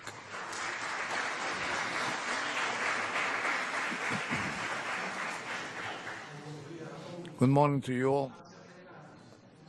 A week ago, in the event on the Clima of the World in Convention Palace, Comrade Fray Beto said, Martí had stated that country is humanity, and therefore Cuba is the capital of solidarity of the world. That statement by Beto has much to do with what Fidel did for world solidarity. For the sake of time, I have written a few ideas that I have entitled Solidarity and Internationalism in Fidel Castro. From the historical roots of revolutionary internationalism in Fidel Castro's life, much has been written. We know his efforts for the sovereignty of the Dominican Republic, then the independence of Puerto Rico, and the right of Argentina over the Malvinas Islands, and his role as a combatant student in the Bogota streets, Colombia, during El Bogotazo. During his young years, he forged the ideas that would turn him into a paradigm of human solidarity. Popular support in Mexico, Venezuela, Costa Rica, Panama, Ecuador, the U.S., among other nations, was the guarantee of the legitimacy of the revolutionary cause that triumphed in January the 1st, 1959. Since then, and until he officially retired, it was a constant idea in Fidel's speeches, and what he called human solidarity, revolutionary solidarity, solidarity assistance, internationalist feelings, internationalist vocations, internationalist duty, internationalist in awareness, international spirit, among other terms. The debt of gratitude of the nation revolution could be paid by creating a strong and exemplary country ready to help those who needed it. On January the 23rd, 1959, Fidel would come to Venezuela in his first foreign travel after the triumph of the revolution. In the Plaza del Silencio in Caracas, he would refer to, and I quote, the formidable and extraordinary victory of the Cuban people, who only had the support of solidarity of the citizen nations of the country and the weapons they took from the enemy in each battle, and that waged a terrible war against a well-armed army that had tanks, cannons, planes, and all kinds of weapons. That very day at the Central University in Caracas, he would define the political commitment of the nation revolution with the peoples of the world. And he said, to the students who have honored our people so extraordinarily this afternoon, I would like to say something. be certain that we are men aware of our responsibility with our country, of our responsibility with the oppressed peoples, and of our duty of showing solidarity all the peoples of the Americas, that we are revolutionaries. And being a revolutionary is not calling yourself that, but having a revolutionary posture in every sense, and devoting your lives to the cause of the peoples and to the cause of the revolution of the peoples until the full freedom of the oppressed and exploited peoples. During his travel to the U.S., the trip to the U.S. in New York, in the very belly of the beast, he openly said what would be the international position of the Cuban Revolution. From here we say that Cuba and the people of Cuba and Cubans, wherever they are, will always show solidarity with the longing for liberation of our oppressed brothers and sisters. There is something that the oppressed people need, and it is solidarity. There is something oppressed people need, and it is the feeling of other peoples. And I can talk about that because I remember the difficult days in our revolutionary struggle. I remember the hard times of the first defeats, and at that time the most valuable thing for us was knowing that other peoples were with us, that the other peoples were with us in their feelings, and anywhere in the Americas there was a voice to defend us, that anywhere in the Americas the peoples were rising up to defend ourselves. After his trip to the United States, Fidel went to Canada, Trinidad and Tobago, he went to Argentina, Uruguay, and Brazil. Again, the theme of solidarity was the axis of his speeches. On May the 5th in Montevideo, going back to his guerrilla days, he would publicly give a statement of faith of his internationalism. Then he said, "I miss those days. I was sorry not being a student again, but a ruler, not being an anonymous combatant to fight for the freedom of a sisterly nation. And I felt that because my ruler's duties impeded me from doing that.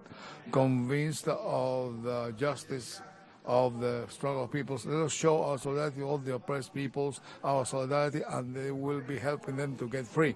As to the role of Cuba in the Americas, he said, "We cannot sacrifice hope that Cuba represents today for the peoples of America." Cuba, and I say that without any pride, because to us that just means a responsibility. Cuba is like a little light that is brilliant for the Americas, that may set a pace. Of course, Cuba with no ambitions, with its revolution without personal ambitions of any kind. Cuba with its revolution is lack of interest, generosity, unselfishness, a light nobody can suspect of and see with askance, because the whole of Cuba is devoting itself to all the sisterly peoples, that it is fully showing solidarity with all the sisterly peoples. Of his international tour on May the 8th in the Plaza Cívica, today Plaza de la Revolución, he said, "Our revolution needs the solidarity of all the peoples of Latin America. Our revolution needs solidarity from the public opinion of the continent to become stronger and more staunch and to bring about a great far-reaching program. Our revolution needs the support of the public opinion of all the peoples of the continent to attain a greater triumph in its creative endeavors. The revolution needs the support of public opinion of the peoples of the continent to carry out its achievements in a certain and inevitable way, so that the enemies of our revolution did not find allies among the peoples who are being confused with slander and lies." On October 19th, during a trade union meeting, he talked about the need to show international solidarity by the revolution, especially toward the people of the United States. We need peoples to show solidarity with us, including the people of the U.S., in the face of the Times and Life and other media's campaigns, who are the instruments of the great monopolies who damage the American people so much as they harm us. We must find solidarity from the American people.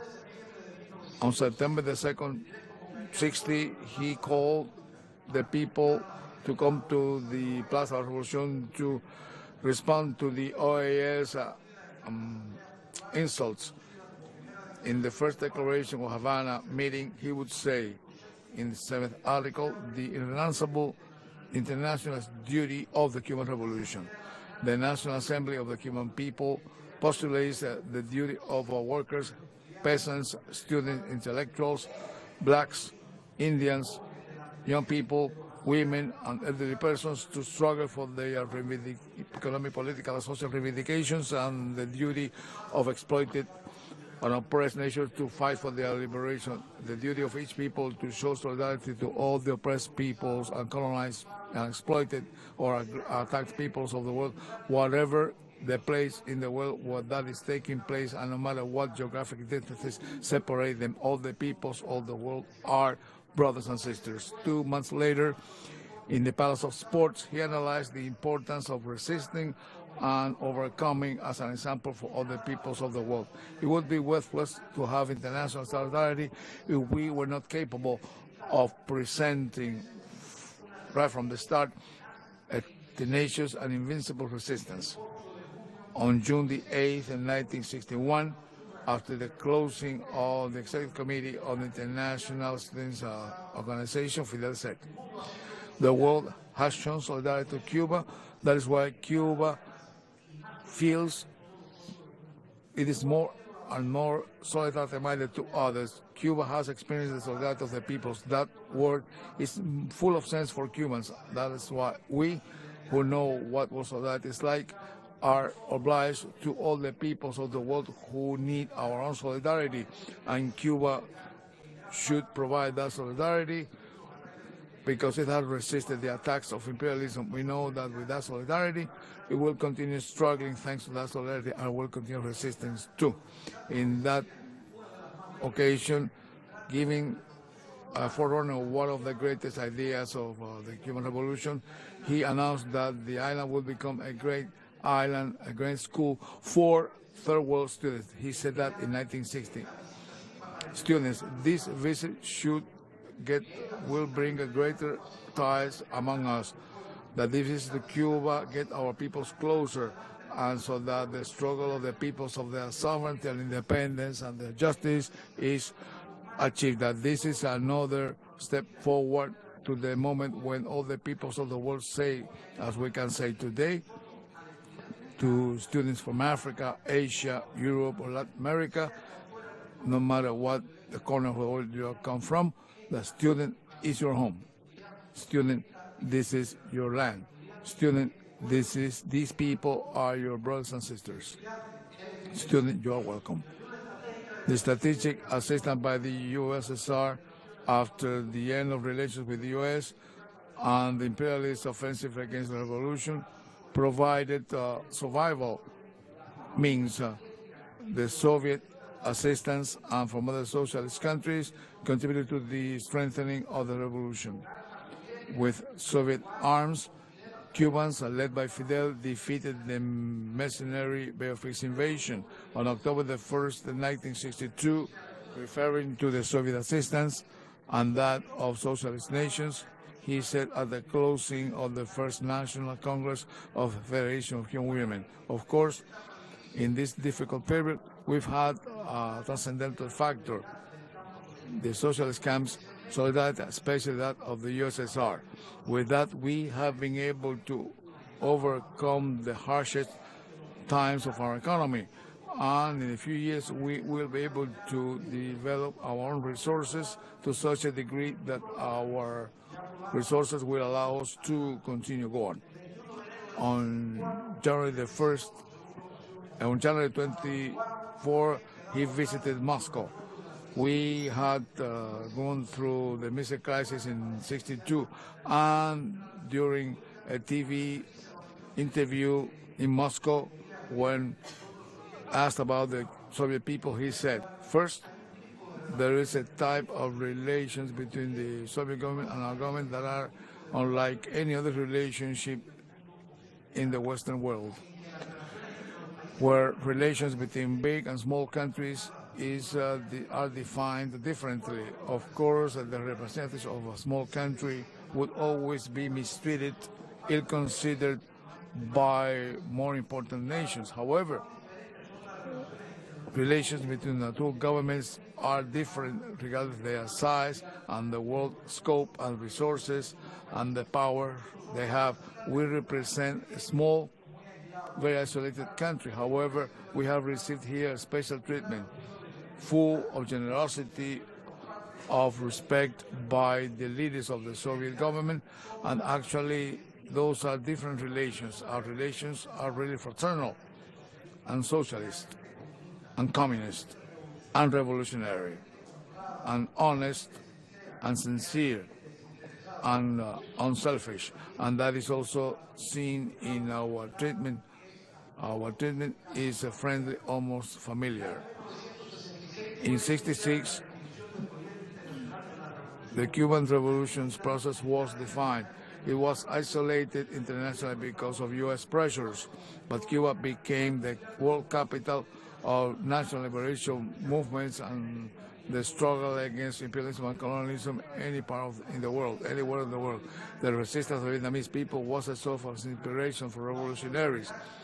Solidarity was the premise for the Cuban people. That year actually was the year of solidarity. On January the 15th, '66, in Havana, there was the first conference of solidarity of the Asian, African, and Latin American nations called Tricontinental. A year later, in August '67, the first Latin American Solidarity Conference took place. That very year, Commander Che Guevara would die in Bolivia. In the solemn night at the Plaza de Revolution on October the 18th, Fidel said, "No man like him in these times has taken to a higher level the spirit of internationalism of proletariats, making internationalism part of our culture and idiosincrasy. Fidel would prioritize the assistance to other countries of the world, not only through the armed struggle, but also when it came to disasters as the Peru and Chile earthquakes." Later he would say, "That is why you can count on our country and our people. With our mother's resources and its possibilities, the word brother has a specific and true meaning. The word solidarity has specific and true meaning." In June '75, Prime Minister Olof Palme came to Cuba from Sweden. In a public rally in Santiago de Cuba, Fidel said, "Internationalism is one of the most sacred banners, and we carry out our internationalist awareness in the practice of internationalism. We also modestly, with our means, join the efforts to struggle for other peoples. This internationalist principle is the essence of our revolutionary ideal." That very year, the Operation Carlota began. Led by Fidel, the Cuban people wrote one of the greatest humanistic pages in history. Thousands of civilians and militaries from Cuba assisted the Angolan people to have their independence and to create a sovereign nation, and contributed to the independence of Namibia and the no-apartheid in South Africa. The same had been done in Vietnam, and they would do it in Ethiopia, Grenada, and Nicaragua, and Grenada. In an interview in June 2015, he said, "There's no other example in the modern times in which a small, underdeveloped country has changed the course of history in a distant place. The internationalism of Cubans is a political and moral lesson that is having its full value today." In 1991, the socialist camp collapsed. Cuba lost 85% of our foreign trade. The special period was beginning. Under those conditions, the Cuban Revolution led by Fidel continued being solidarity-minded. Assistance to the Chernobyl victims is the greatest example of that. International agencies like the UN, CAM, Comecon, and the No Aligned Movement have seeing Cubans struggling for the poor of the earth. Cuba, Fidel turned the UN General Assembly into a solidarity rostrum for life and for the most noble causes. The plan of scholarships for third world students in the Isle of Youth were over 52,000 teenagers and young people graduated, and also the Henry Reeve and other brigades are being joined by other brigades of teachers who brought knowledge to Latin America and other countries. The Cuban Revolution has been showing solidarity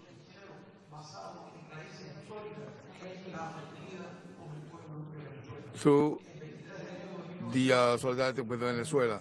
In '59, Fidel arrived in Caracas and said, "I'm coming here on behalf of the people who are asking for solidarity, and to tell the Venezuelans that you can also count on our assistance and solidarity with no conditions, no matter how you need it." I just wanted to say to my Venezuelan brothers and sisters that Cuba will never pay this gesture of solidarity by you. This formidable and great moral support the Venezuelan people has given us today. Never shall I have a way to express my recognition to the Venezuelan people for their encouragement. As predicting the future, the young commander said, "For how long will we be in a lethargy as defenseless forces in the continent that deliberate to conceive as a bigger thing? For how long we will remain divided due to powerful interests? The matter should be the unity of nations.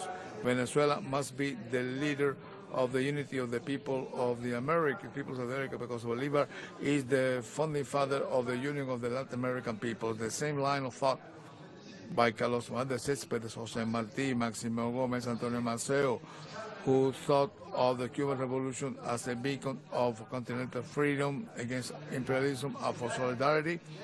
Fidel raised the banners and identified with the sap of the liberators, turned in the vital essence the culture of revolutionary internationalism based on the respect for and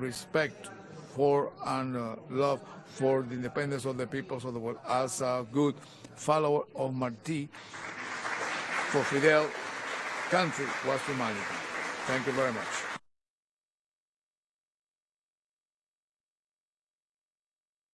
Thank you, Rene.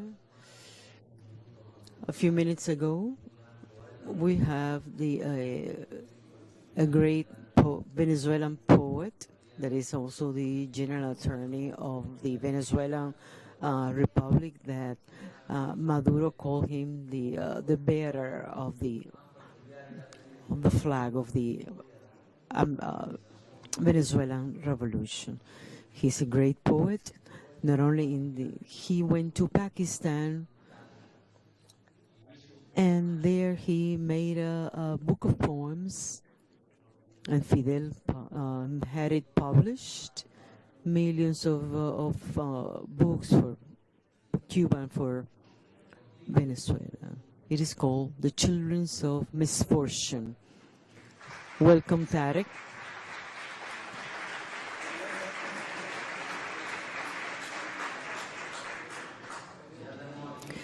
We have 4 requests for the floor.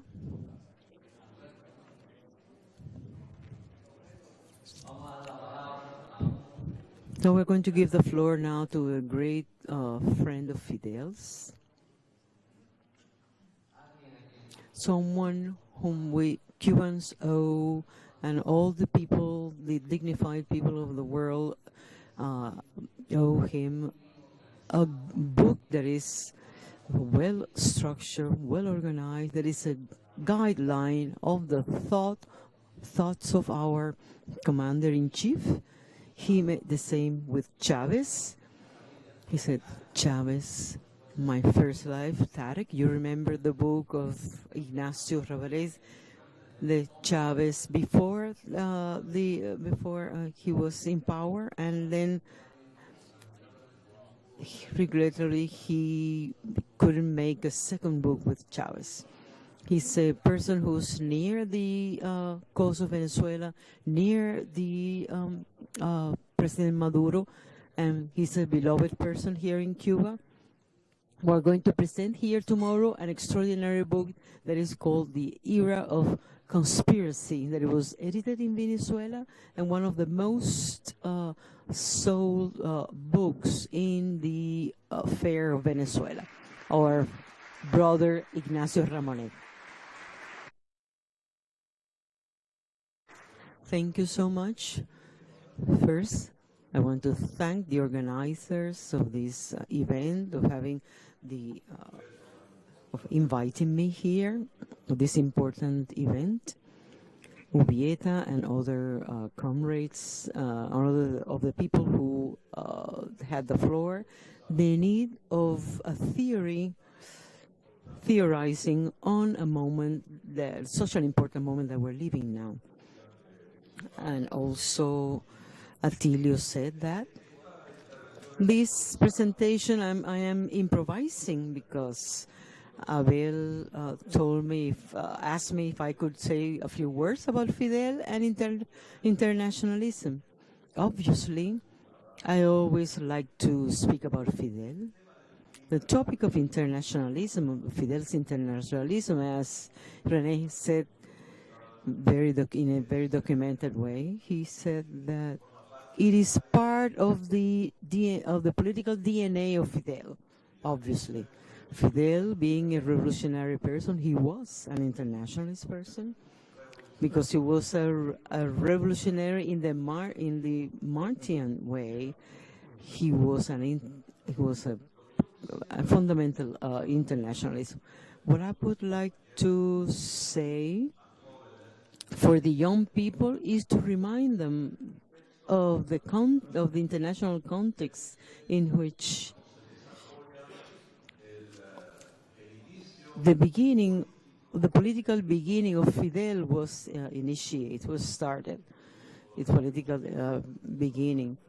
He became his political start was in the university.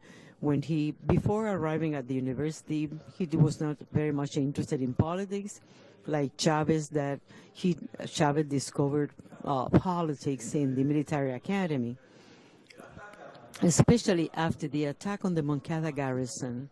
And the most important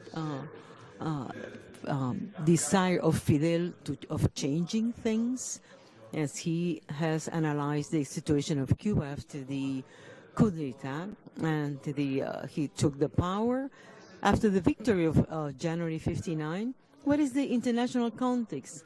Fidel is trained with this famous trip that René quoted as the president of the Federation of University Students in Cuba.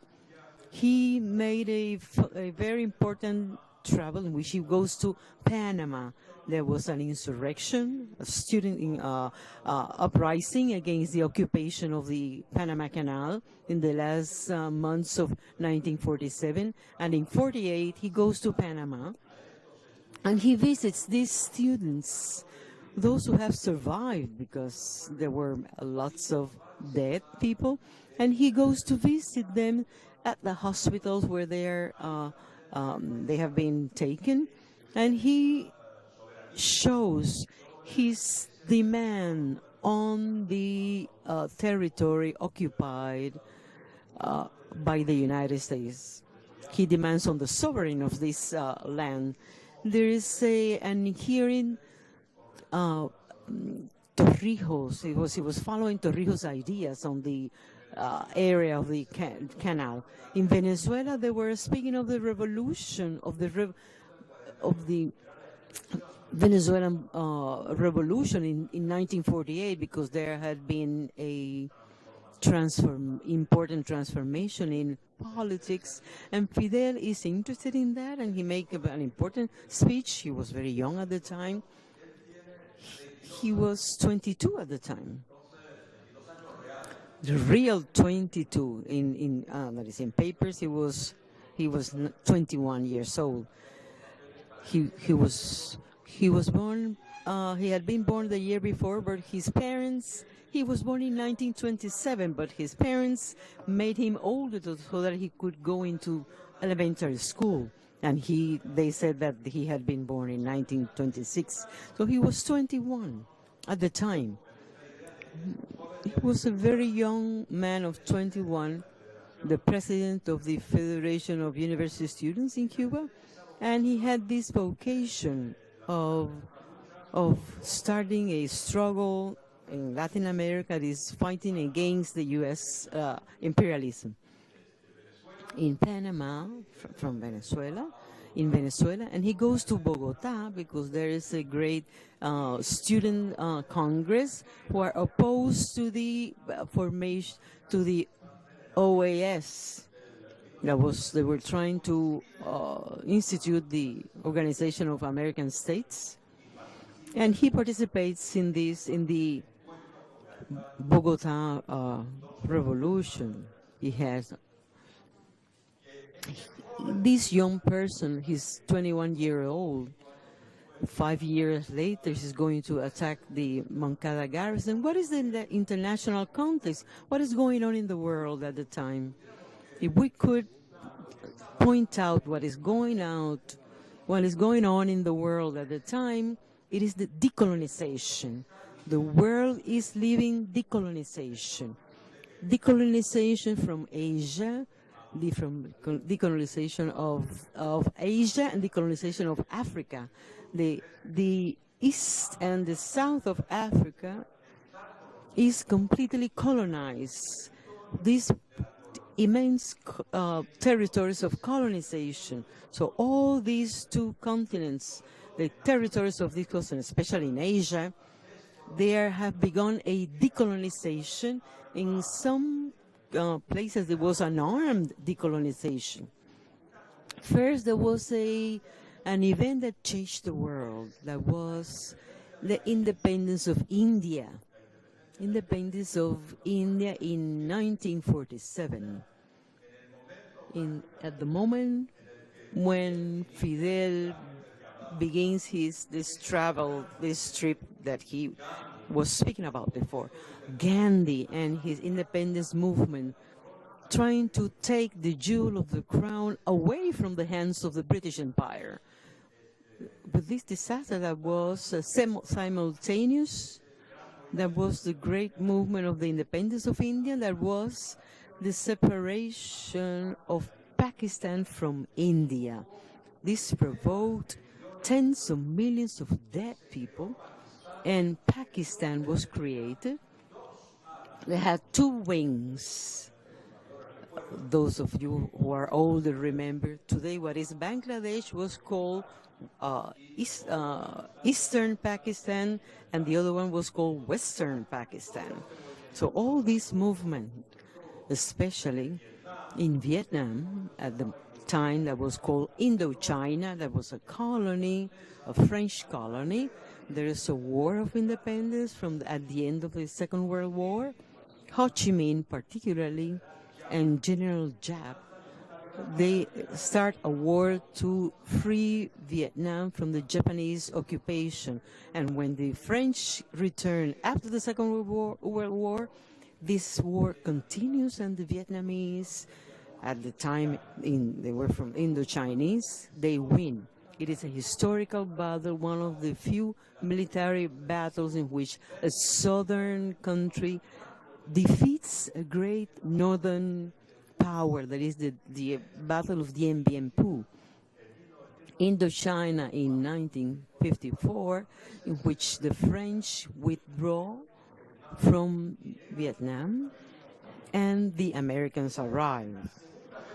This is the second war which the Vietnamese had won. They won against Japan, against France. And Fidel follows all these. Fidel is in jail at the time. This is 1954. He has been made a prisoner after the attack on the Moncada garrison, and he's following very closely with all his friends how Indochina is freeing from the French colonization. At the same time, in this same movement, from 53 to 59, the next year, let's not forget that China has just begun the victory of the Communist Party in 1949. It is a new country. It is a recent country that is massively helping Indochina. At the same time, the following year, in 1955, there was the most important political event at the time before the famous Conference of Solidarity with the South that was here in '66. At that time, in 1955, there was the Conference of Bandung. Bandung is a city in Indonesia that at the time was a country, was the leader in the decolonization movement. 1955, the Bandung Conference is this birth of the Third World. This expression of the Third World was created by a French geographer to call the countries that are that gathered in Bandung, because the copy of the French Revolution, you remember that the French Revolution, when Louis XVI accepts to make some reforms and concessions, he creates the General States of the country, which we would call now a General Assembly. In this General Assembly, there were represented first the nobility, and on the other hand, the church. And then, on the other hand, the people. But the people, how was the people called? It was called the Third State. The nobility, the aristocracy, the church, and the Third State. From this Third State, that is Robespierre, Bandung, that are lawyers, the leaders of the French Revolution are found there in the Third State. The revolution starts because the Third State wants to have more power, because they represent 90% of the population. So this French geographer says in Bandung, we have the Third World, the most numerous world, that evidently the other two worlds were the capitalist Western world and the socialist world around the Soviet Union. The Third World was the other. This Bandung Conference, Fidel and Che Guevara followed this closely. Who are the leaders in Bandung? First, the leader of the Indonesian independence, and some of you may remember, his name was Sukarno, who was an exceptional leader who frees Indonesia from the power of the Netherlands. Indonesia was a Dutch colony. And then the second one was Nehru, was the president of India at the time. And there is Zhou Enlai, at the time, was the chancellor of Popular China, the handwriter of Mao Zedong. And then, among others, there were other leaders. Very few countries in the world. And Nasser, yes. Very few countries in the world were independent at the time. Remember that. The UN were created in 1944. Then with the San Francisco Conference in 1945, they gathered again, they met again, and then the venue was in Geneva. Then afterwards they went to New York. How many countries in the world were independent in 1945? Today, there are around 190 countries who are sovereign and independent. Anyone has an idea? 44 countries. There were 44 countries who were sovereign countries when the UN was founded. There were 150 countries, that is that we find them today, who were colonies. That was the world that existed when Fidel was preparing the attack on the Moncada garrison. And Fidel was sensitive to this, curiously, paradoxically. For those of us who are anti-imperialists, the whole Latin America was independent, except for Puerto Rico, except some countries of the Caribbean, of the CARICOM. Otherwise, curiously, the Latin American continent was independent in that universe. But there were tremendous independence struggles. Kenya was leading with Julius Nyerere, Jomo Kenyatta. Kenyatta were leaders that unfortunately the same leaders of the social movement have forgotten about them. They are the Bolívars from Africa, who are the Sucres from Africa, who are the San Martin from Africa, Nkrumah, for example, in Ghana, Nkrumah in Ghana, Modibo Keita in Mali. They are the liberators of Africa. Were the ones who inspired the Angolan people, who at that time were dominated. This is the universe that Fidel, with Che Guevara, with his comrades, are following closer with the greatest interest, because these are ancestral struggles. In 1954,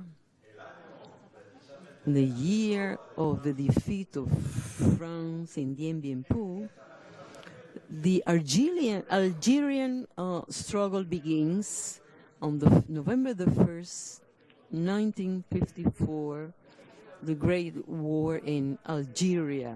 France repatriates their armies from Vietnam to insert them into Algeria.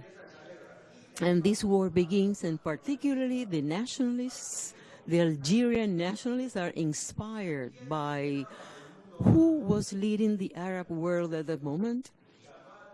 Gamal Abdel Nasser. Gamal Abdel Nasser was a colonel, an Egyptian colonel who had participated in the rebellion of the Patriot officers who defeated the monarchy of Farouk in 1952. And Gamal Abdel Nasser in 1955, in 56, a year after Badoun, returning from Nagut, he nationalizes the Suez Canal. It was an enormous and tremendous point. That remember that when he nationalized the Suez Canal, England and France, it was a Franco-British property. It was the property of a Franco-British company. France and England sent an expedition with thousands of soldiers, parachuters, who go there to try to recover the canal. And then they have to go back because, curiously, the Soviet Union and the United States did not accept that these two colonial powers were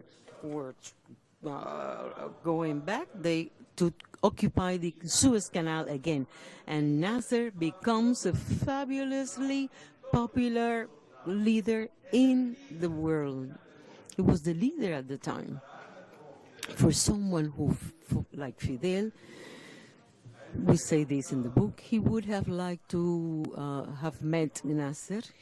Unfortunately, he didn't meet him personally, but this struggle, that the same that Mossadegh had been done in 1954 in Iran, in Iran in 1948, the prime minister, who was the first one that, after Lázaro Cárdenas, that nationalizes oil. And then the United States makes a coup d'etat and reestablishes the Shah al-Shah, the Shah of Iran, the famous Iran Shah, who was the context in which, this is the context in which Fidel, we have a series of leaders. Another important leader is Sékou Touré in Guinea, who had a capacity for oratory, who could mobilize people, who could read the decolonial, anti-colonial moment. they're going to obtain, many of them obtain their independence. So Fidel, as soon as the revolution triumphed, Fidel shows solidarity with this struggle. For example, when the revolution triumphed in 59, the war in Algeria, who began in 54, had not ended, and the first thing that Fidel does is to send an expedition, a clandestine expedition to Algiers. Very few people know that the independence of Algiers in 1962, our revolution triumphs in 59, but in 1960, Fidel sent weapons to the Algerians and men too, for the Algerian revolution. Mexico too.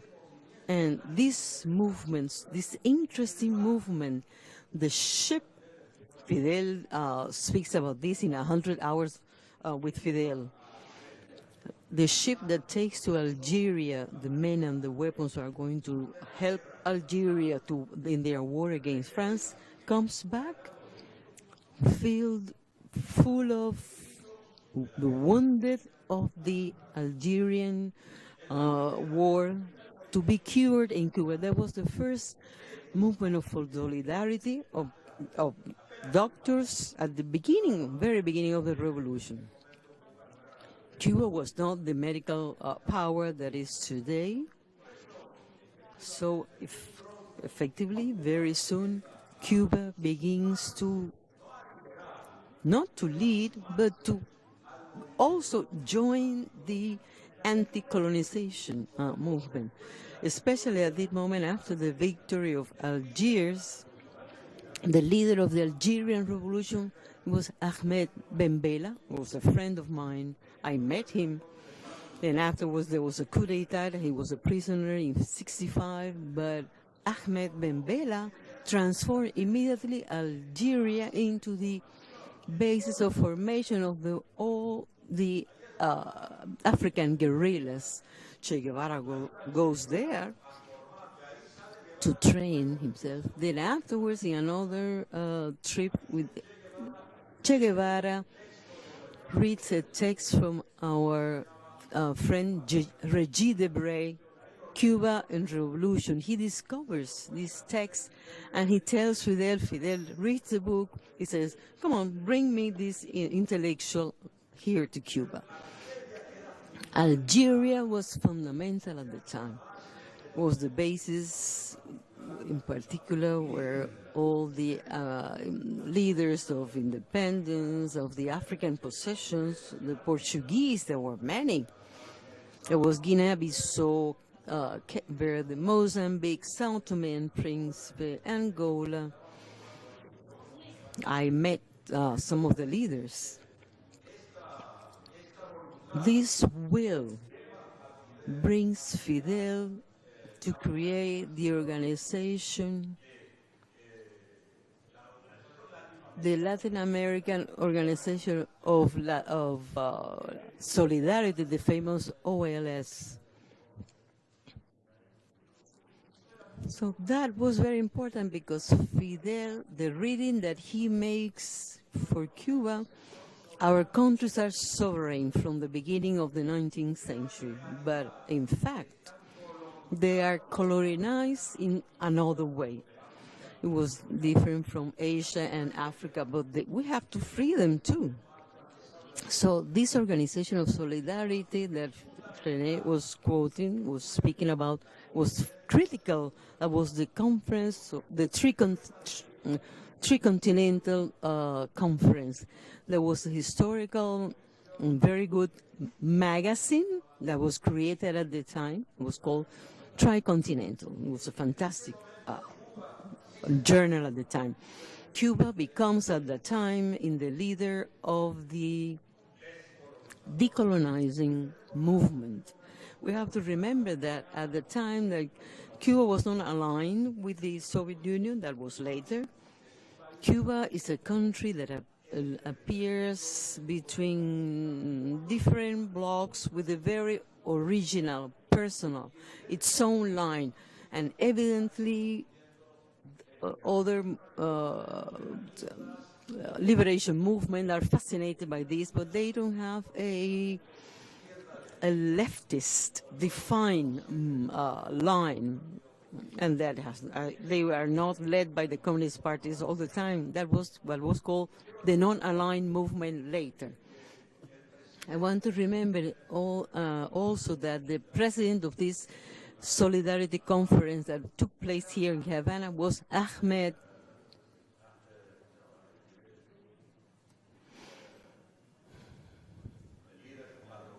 leader from Morocco, Ahmed Ben Barka.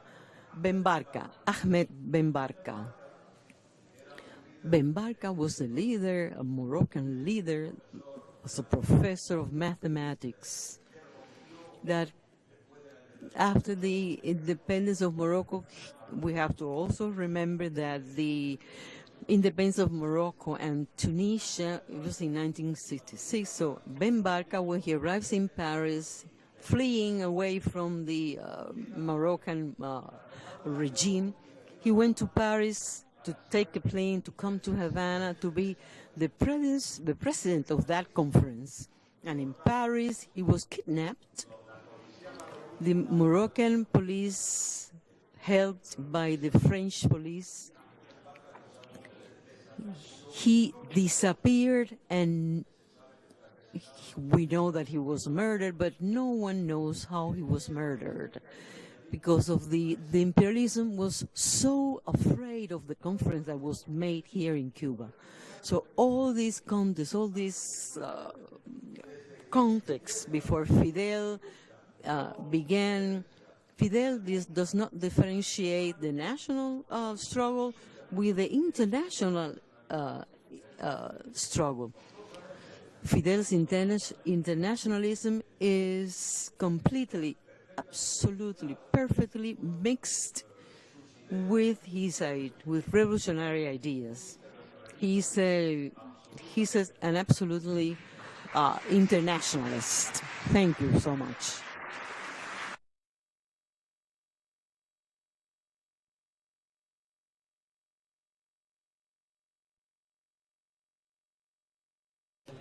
So, comrades, I already have several requests for the floor. Ignacio has given us a brilliant overview of the international situation from the South, from the time that Fidel was preparing the assault on the Moncada garrison. I will really ask you to truly summarize your interventions, because we are supposed to finish this panel in 25 minutes, so at 1 p.m. So it's very important that we respect that time frame so that we can discuss the action plan in the afternoon. I will first give the floor to Dr. Isabel Monal, my dear professor from the university, a key personality in Cuban Marxist thinking. I also have Mary Alice Waters. Is she here?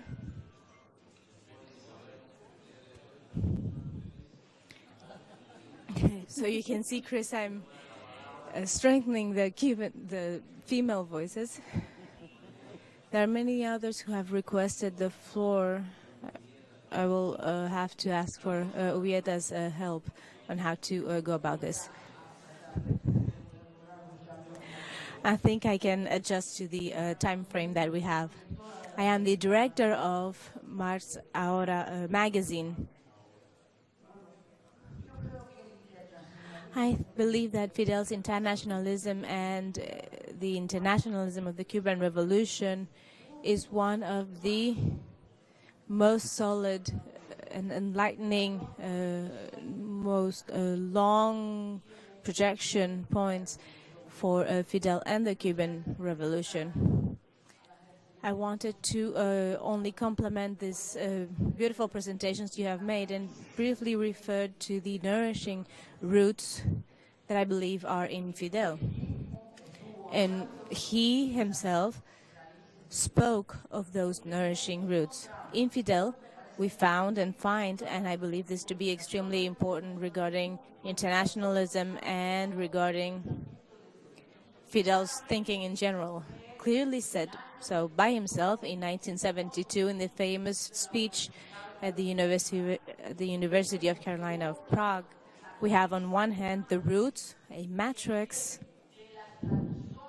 coming from national revolutionary traditions, whose maximum leader was José Martí. And on the other hand, we have a second matrix, which is Marxism and Leninism. And in this, and I believe this is very important, we include what I call foundational Latin American and Cuban Marxism, meaning Mella, Madrigas, Recabares, and Villena. Because sometimes we speak of Marxism and Leninism, but we forget that we have a foundational Marxism with all of these ideals. In the case of Cuba, you perfectly know that we were quite late regarding independence wars. But when in 1920 we had the new popular movements and these Marxism and communist parties come about, in the specific case of Cuba, Cuba had just carried out its independence wars. We had the intervention of the United States. We became a neo-colony. And for all those revolutionaries, we found foundational Marxists. We had the patriotic support of Martí and our country fighters and the anti-imperialist and strong thinking. And we must remember that Martí carried out his work, and during that time he had right beside him Baliño. The union between Baliño and Martí is also the union of those matrices. And so if we speak of the internationalism in Fidel, there are two roots, two matrices.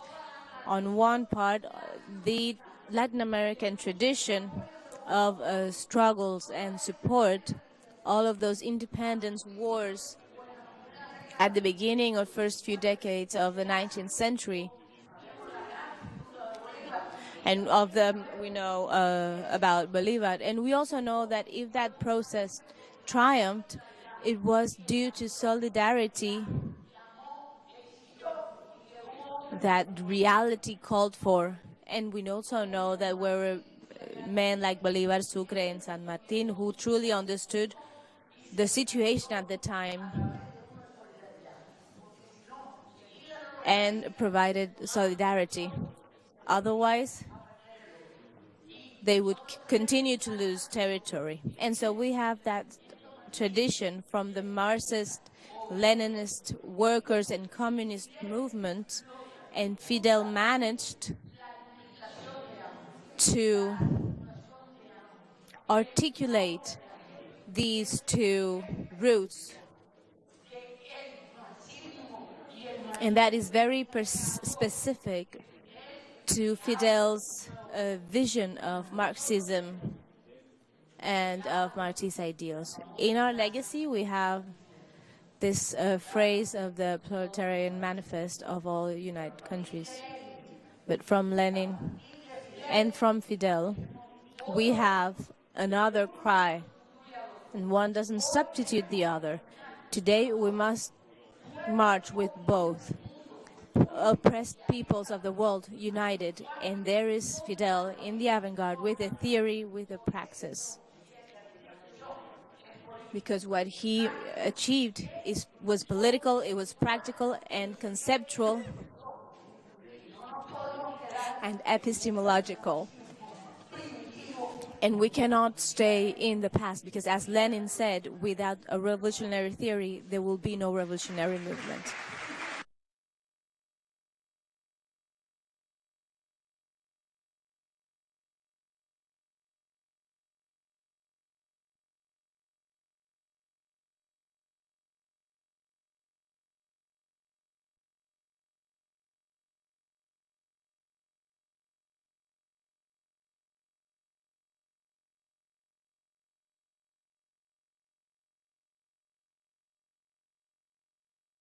I'm very sorry. I have my words here written, and I'll summarize so that I can give time to others. And my Spanish isn't perfect. When we pay homage to Fidel, we are first of all paying homage to the working people of Cuba. Fidel was only one of them, and his greatest achievement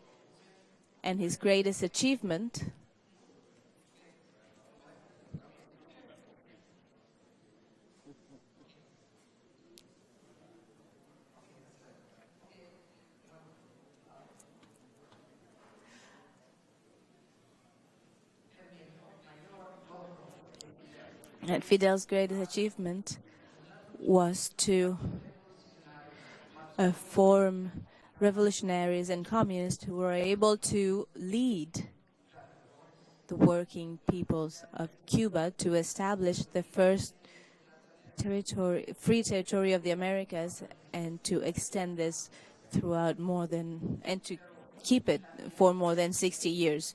But we also know that Fidel belongs to the people of the world, to all the oppressed and exploited. And under his leadership, Cuba's working people has proved what proletarian internationalism actually means. They have showed us that internationalism is not only a foreign policy, but an extension of the revolution itself, which is inseparable from the force of the revolution and its survival.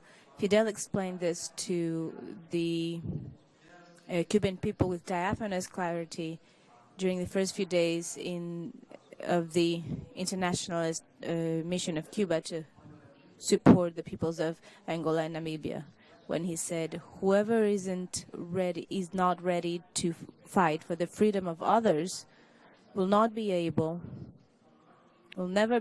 to fight for themselves, for their own."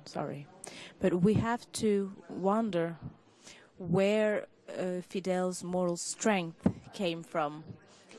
And he gave us part of the answer to that in his homage to Che on the 20th anniversary of his fall, when he said Che believed in man,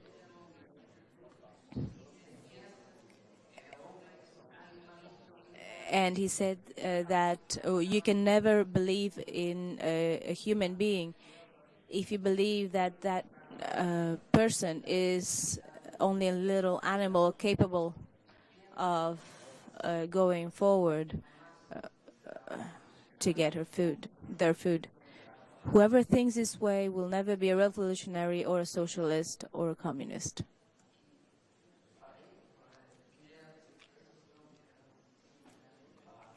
And for Fidel, these were not only words. He was setting the ethical basis and proletarian morality that guided his own path. And there are innumerable examples of this, but I will only mention a couple of these.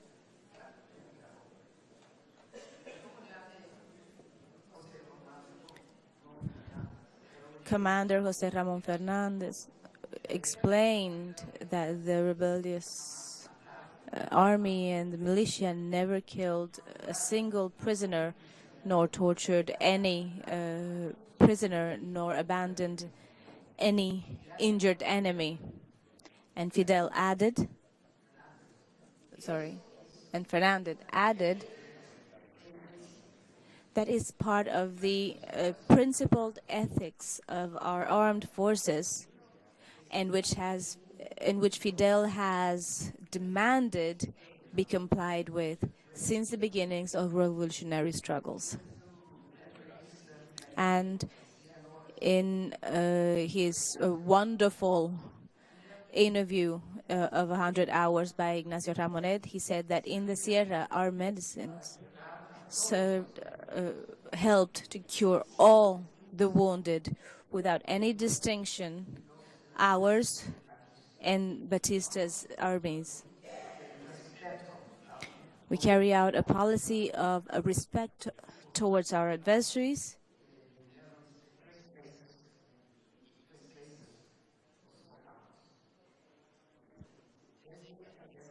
There were soldiers who were wounded 3 times, and 3 times we helped them. He also said our motto has always been no magnicide, no civil victims, and no regime of terror in which we kill innocent people. And he always told us that this is a principle that innocent people cannot be sacrificed. As Commander-in-Chief of Revolutionary Armed Forces, Fidel also deeply cared for the mental health of his forces, of their humanity. General Harry Viegas, worldly renowned as Pombo, which was a war name given to him by Che, he told an example, a very revealing example during the mission in Angola. And Pombo said there was a case when a Cuban pilot accidentally bombarded a village and some civilians died. It was a mistake. However, Fidel ordered for that pilot to be removed from the war, from the struggle. He said that the war influences the psyche of the human being, and said that interaction with death can decrease your value on life, and you start getting used to death. And Fidel wanted to avoid, by all means, for us to become people for whom life has no value. And it was those morals that Fidel expressed when he heard of the death of the revolutionary leader from Grenada, Maurice Bishop, carried out by his own government. And he stated that it was an atrocious action. These morals guided Fidel not only to support the Palestinian people, but to express himself against the Holocaust by then President of Iran. And Fidel said, no one has been more slandered than the Jews. They have endured a much harder existence than ours. There is nothing that can be compared to the Holocaust.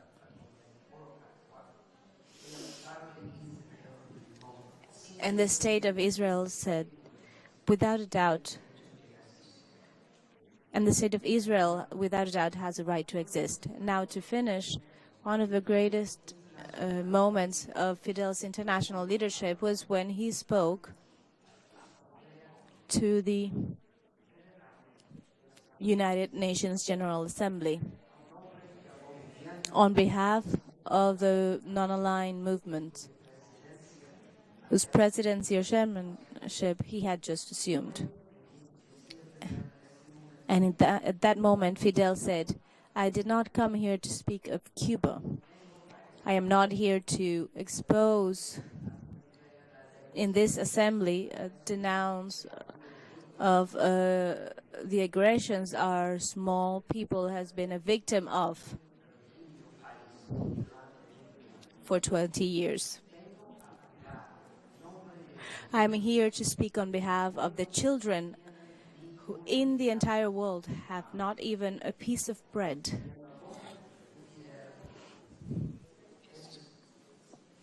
An infidel's speech, these words express his entire life's path. Thank you.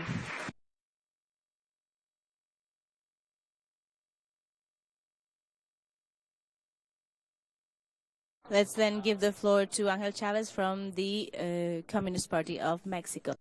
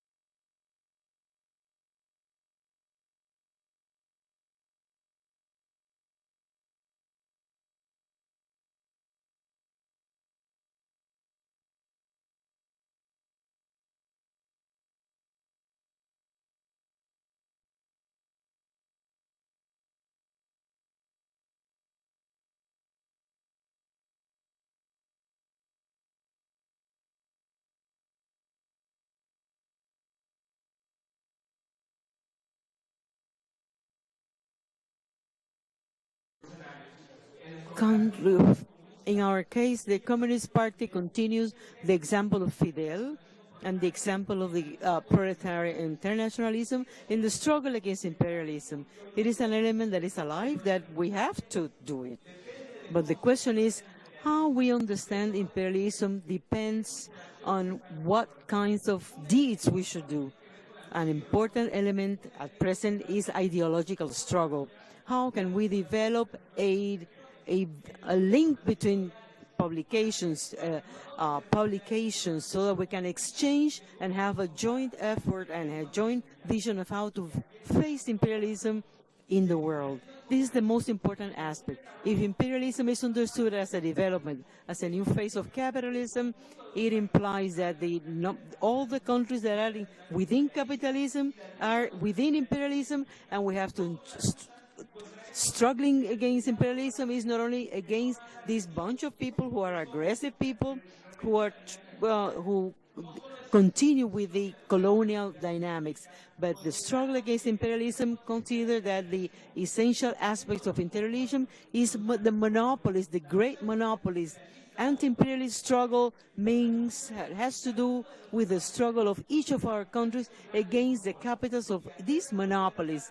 Anti-imperialist solidarity implies, there where workers and countries struggle against or fight against interventions, against the monopolies and their bourgeois government, that's a moment where we have to be solidarious. If at other times we send expedition and send support, we have to develop, to bring together the theoretical conceptions in order to develop the ideological unity so that the struggle against imperialism, we have a vision, we have a strategic element, a common strategic element. This is one of the elements that we want to bring here. How we understand imperialism will take us of how to act in order to follow Fidel's teachings for international solidarity. Very briefly, I appreciate the Communist Party that has brought the Communist Party from Mexico and our newspaper that is called Machete, that is an important effort to recover the figure of Julio Antonio Mella. Our first issue was dedicated to Julio Antonio